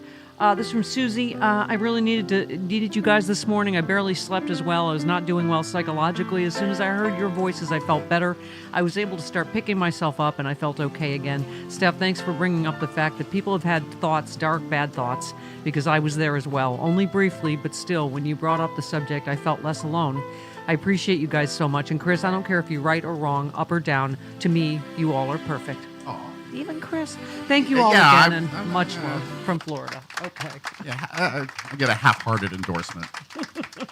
Dana, it is so important, to lift people up, to just reach out to, everybody you know. And so let's talk about Blake from Utah. Said, Mama, this nation has decided to move forward with a convicted felon, adjudicated rapist, criminal as their president. As angry as I want to be, I honest to God knew this was going to happen. I called it back in the summer when they started forcing President Biden out of the race. I told my friends if he was forced out, we would lose in November. And I hate to say it, I was right. Giving Harris just 4 months to run a campaign for president was just mean and cruel. I think she did great. Probably would have won had she had time to put together a real presidential campaign. I hope you're doing okay. I wish I could give you a hug as we begin this long national nightmare. These are all the stories in the headlines, right? Democratic finger-pointing begins after brutal election night. Chris and I talked a little yesterday, Dana, that we were saying Lawrence O'Donnell said that just historically it is suicidal to replace your candidate at this point. That being said, I don't see how she could have done a better job. I don't either. I mean, but you're right. Barack Obama had a year and a half to build what he built, and so. But we were saying, and someone else said, "Oh, she should have separated herself from Biden more." And it's like, can you imagine how that would have played with the Democratic base if she's like, "Oh yeah, he sucks. I'm going to be completely different." I mean, she really couldn't win, could she? I mean, she, and also he has a historically successful record. And so the fact that he had a low approval rating, to me, says everything about the media and how they both sides do it, and they just, But yeah, I know this may not be a popular opinion, but you just read an email from someone from Utah. There were 2 states that did not start to veer more toward Trump. One of them was Colorado. The other one was Utah. Utah held steady. I just read an article, and the Latter-day Saints actually did not vote more for Trump because a lot of them were turned off by his morals, which I thought was really interesting. Yeah. Yes, his character. So I think we need to stop the finger pointing for sure. And really talk to the people in those states of what did they do right. We have 2 years, assuming there's a midterm, we have 2 years to build a coalition. There's going to be buyer's remorse. People are going to look for someone to help them. There's going to be buyer's remorse. His promises are not going to reach those people. We cannot look at them and be like, I told you it's so. Not productive. Some people are blaming Biden for not getting out earlier. Some people are blaming the Democrats for, they're pushing him out, or the media for pushing him out, or But we really can't name call the Trump supporters. They're going to go push the other way. We have to reach out to them and show them there is a place in this party, and the things that they feel upset about, we can actually help them with. I don't know why it didn't reach them this time, because I do believe she had policies that would have the $25,000 with the first home and all the other things that she was doing to really help the lower and middle classes, really help them. Yeah, Medicare for home care for elders, that would have made a huge difference in my family. Just reading from this piece, the single biggest contributing factor to the GOP victories may have been high consumer prices. So in that I've said too, I think Biden would have suffered the same fate probably because of ageism and this administration, the price of milk's too high or whatever. Democrats ran on proposals seeking to lower costs, including a ban on price gouging. Thank you. That's what I said. She's the only one that had actual policies. Donald Trump's will make prices go up. Didn't get through. You said in the end, Americans largely voted with their pocketbook and rejecting Biden's administration. So again, would have happened to him or Kamala, I think, including Harris. They're saying who made almost no effort to separate from herself from his brand. How is she going to do that? Senator Coons noted that Democrats face headwinds resulting from the COVID years that busted other incumbents around the globe. I think there's a populist and anti-incumbent wave because of the impact of the pandemic and recovery. But the progressive wing of the party argued that Democrats should have hugged the left more in terms of policy and tactics instead of making appeals to disaffected Republicans, including Liz Cheney. So now you're going to have this, fight between both factions of the. But I mean, I also think that is true, that this was worldwide. But I think what's frustrating to us, Dana, it was his response to COVID that made it so bad here. That's the thing, is that I don't know how we can reach the other side to say the price gouging started during COVID, and a lot of these companies are billionaires, they're Trump donors, and they're gouging prices. And it's not surprising that they raised them during the last couple of years of this administration to make it appear like the Biden administration is the one that wasn't doing their job with price gouging. Right. And now, groceries are probably going to go down because these giant companies just made a ton of money because Trump is the president-elect. Yeah. So let me put this. So this is in this article, just so you have the people, obviously the lefter wing of the Democratic Party saying the leaders in Congress like the Squad have shown us another way of doing politics is possible and represent the promise of uniting our fractured nation and represent the promise of unifying our fractured nation into a multiracial democracy where everyone thrives and no one is left behind. On the other side, Claire McCaskill said, I think we need to start saying out loud, what's the difference between Joe Biden and Kamala Harris? One's a woman of color, the other's a white man that everybody was really comfortable with, that were moderates and knew him well and had known him for decades. Simone Sanders, former Biden advisor, lamented the way Democrats pushed Biden out of the race after his debate. She also complained about his absence on the campaign trail, particularly in his home state of Pennsylvania. And then people on the other side are like, oh, his gaffes and his unpopularity, he shouldn't have been out there at all, and the garbage thing hurt or whatever. Just to finish, he says, it's probably not the best idea that Democrats orchestrated a very public stab fest, a proverbial stabbing in front of the sitting president of the United States, and then didn't use him in his hometown of Scranton. Biden did campaign in Scranton late in the race, but he had a limited role in aiding Harris's campaign, largely due to his low approval numbers and fear of making matters even worse for the vice president. Lieutenant Governor Jeff Duncan said, I don't think there's any candidate, no matter when they started. It doesn't matter who came in. The right choice was putting in Kamala Harris, and they did. These numbers would be exponentially worse if Joe Biden was the candidate.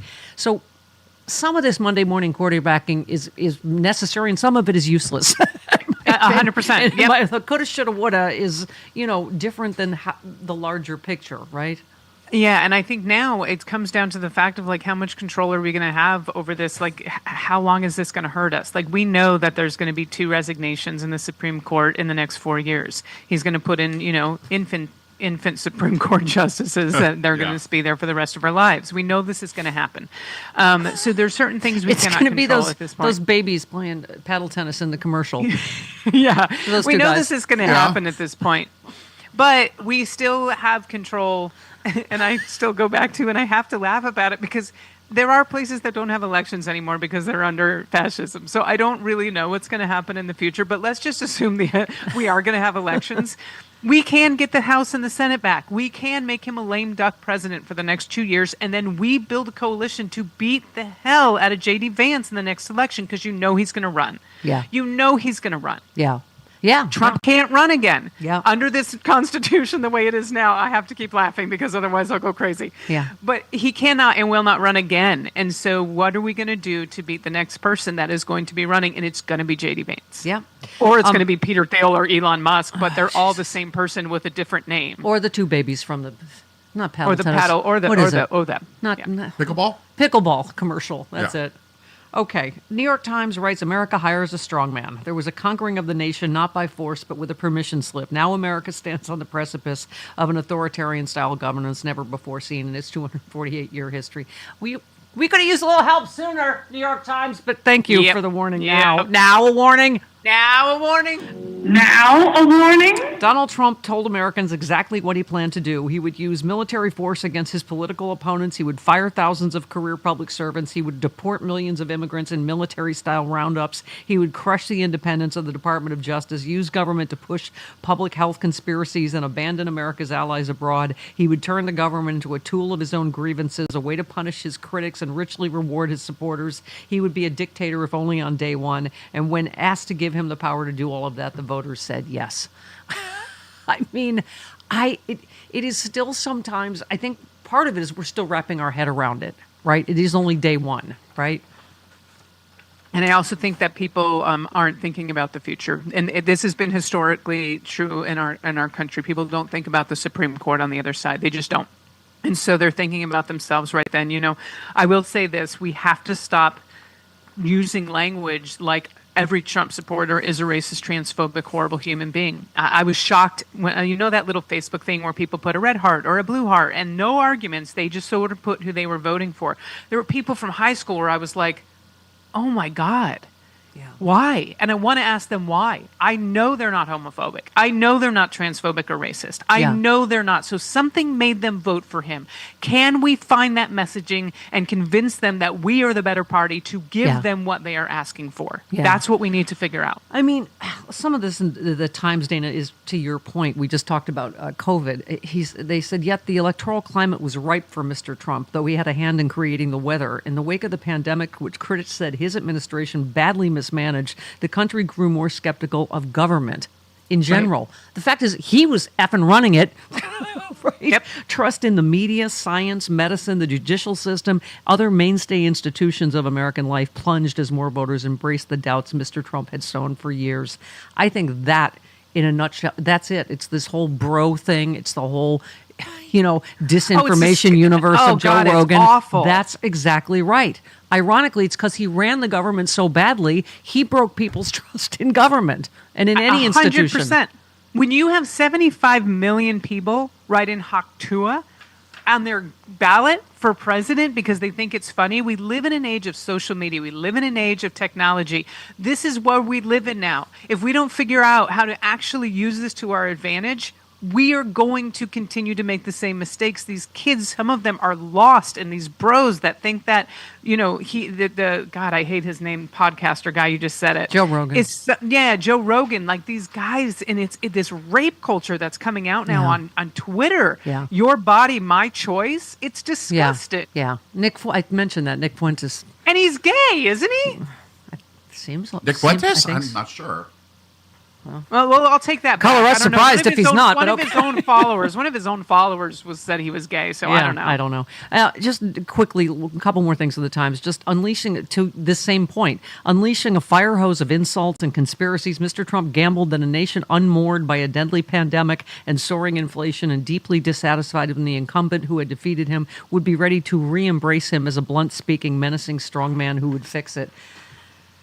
That's exactly, that is right on. But just, he wooed Black and Latino voters with false claims that migrants were stealing their jobs and were responsible for a wave of violent crime.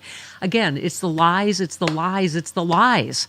Whether it's about trans people or illegals or Mr. Trump uttered the kind of insults about Ms. Harris and other prominent female politicians that were once unthinkable to say in public life, to your point about bro culture.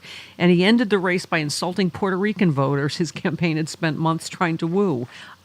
When asked about his most divisive plans, like his wide-scale deportations, radical reassessment of American commitment to NATO, many of his voters shrugged, saying they doubted such extreme members would ever come to fruition.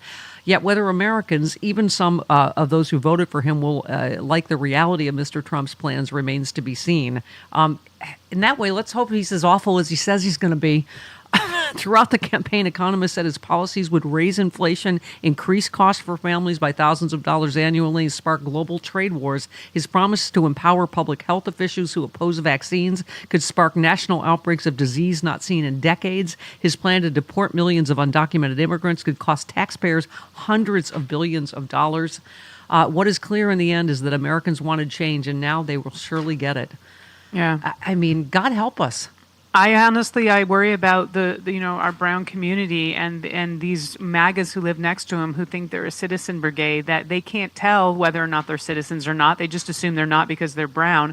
Are these people going to be hurt, by their own communities because they just assume that they're illegal immigrants, or they just assume that they don't have papers? Like, that's what I'm worried about. And listen, I'm confused as anyone about the shift from the Hispanic vote, male Hispanic vote, to Trump. But we have to remember that vote is only 17% of the electorate. It is white men and women that voted in numbers for him that would have wiped that out. Like, that is a small percentage considering the electorate of white men and white women that still voted and backed Trump. Dana, the people that voted on Gaza have succeeded now. They will. The complete genocide of the people in Palestine is Palestinians. That just makes me is what's going to happen now. Yeah. Yes, Christopher. Nick Fuentes identifies as involuntarily celibate or incel. Okay. Oh, completely unfuckable. Yes. Oh, okay. I agree. Okay. Yeah, there you go. No man or woman wants to sleep with him.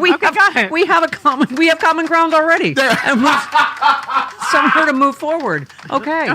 My little incel. Is that what I'm supposed to start calling you?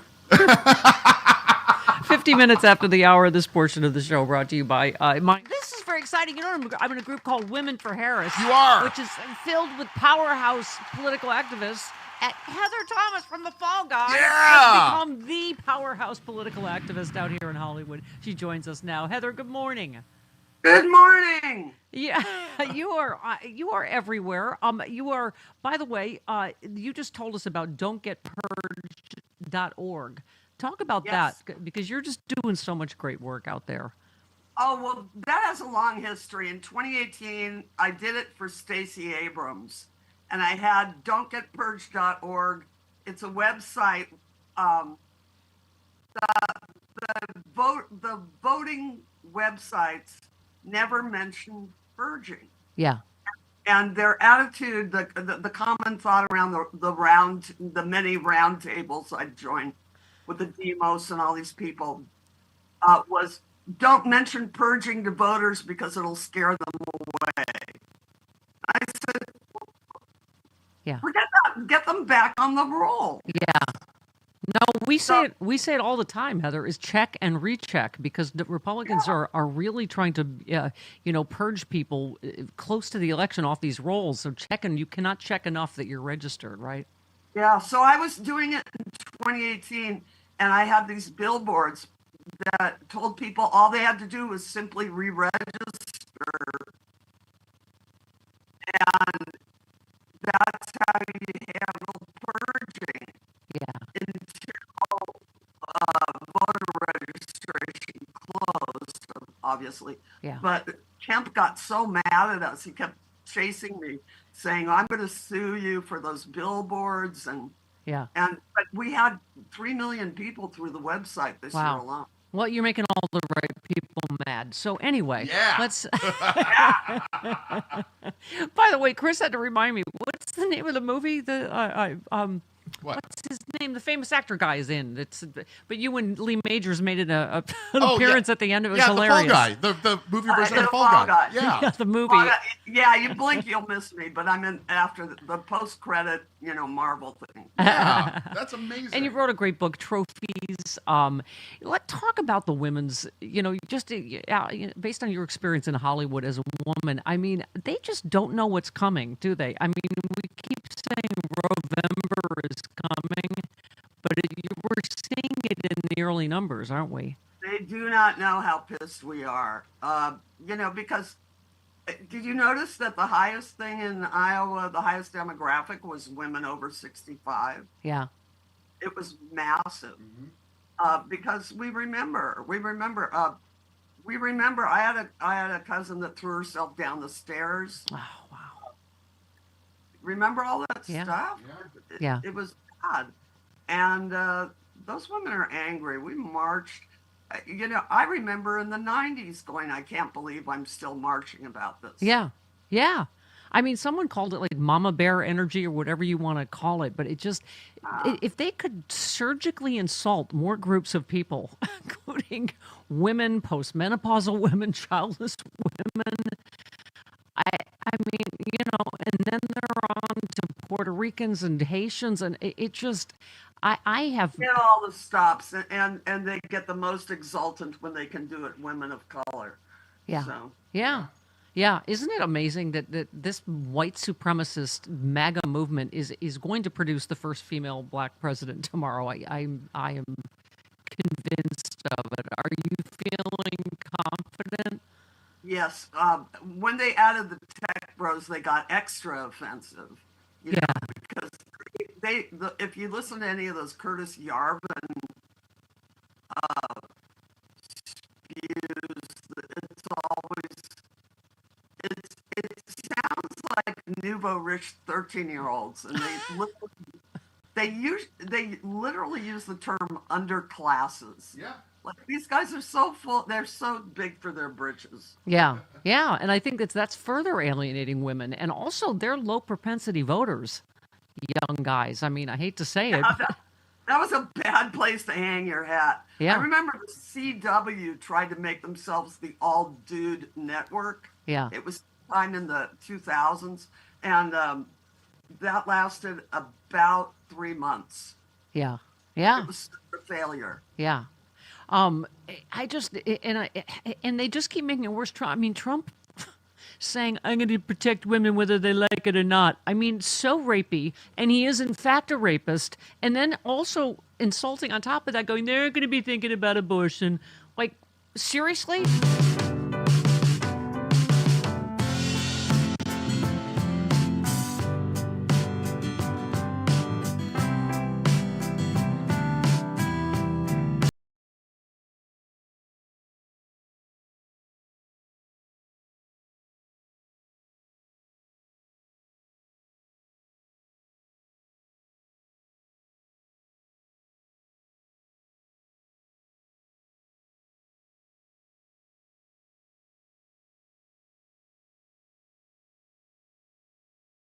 Principle of American democracy is that when we lose an election, we accept the results. That principle, as much as any other, distinguishes democracy from monarchy or tyranny, and anyone who seeks the public trust must honor it. At the same time, in our nation, we owe loyalty not to a president or a party, but to the Constitution of the United States. Thank you. To that point, Letitia James, New York Attorney General, yesterday. We've created contingency plans. So no matter what the next administration throws at us, we're ready. We're ready to respond to their attacks. We're ready to respond to any attempts to cut or eliminate any funding to the great state of New York, as the governor outlined. So despite what has happened on the national stage, we will continue to stand tall in the face of injustice, revenge, or retribution. Thank you. Thank you, and thank you. We will have quite a discussion with Glenn Kirshner tomorrow. Judge in New York's criminal case considering tossing his felony convictions after victory, the path ahead for Trump's legal cases. I mean, it is a sad day for justice in America, but we shall soldier on. I mean, Dana, to your point about bullying before we go, these two headlines, Barack and Michelle Obama urge all Americans to extend good faith and grace to each other after Trump win. This headline, you people suck. Bannon vows DOJ and FBI will pay the price when Trump retakes office. Any thoughts on how we try to... I think, honestly, and I don't mean to doomsday, I know we're supposed to make people feel better, but honestly, I know Trump is evil. I think he's sick. I think he's racist. I don't necessarily think he's as evil as Peter Thiel, J.D. Vance, Elon Musk. And so, unfortunately, though, this man is now bought and paid for by all of these people surrounding him. They literally funded the campaign. So now he is beholden to them. So what they say is going to go. So I'm not necessarily worried about Trump's policies. It's all the people he's now surrounded himself. Yeah. There's no guardrails. Right. There's no guardrails. I mean, this is the first time, and I can say this, that I don't want anything bad to happen to him because I don't want President Vance and Vice President Mike Johnson, for God's sake. Right? All right. Please support. This is who we lift up, Dana Goldberg, GG Comedy. I didn't know we were done. I love you all. We love you too, Dana. We'll see you tomorrow on The Stephanie Miller Show.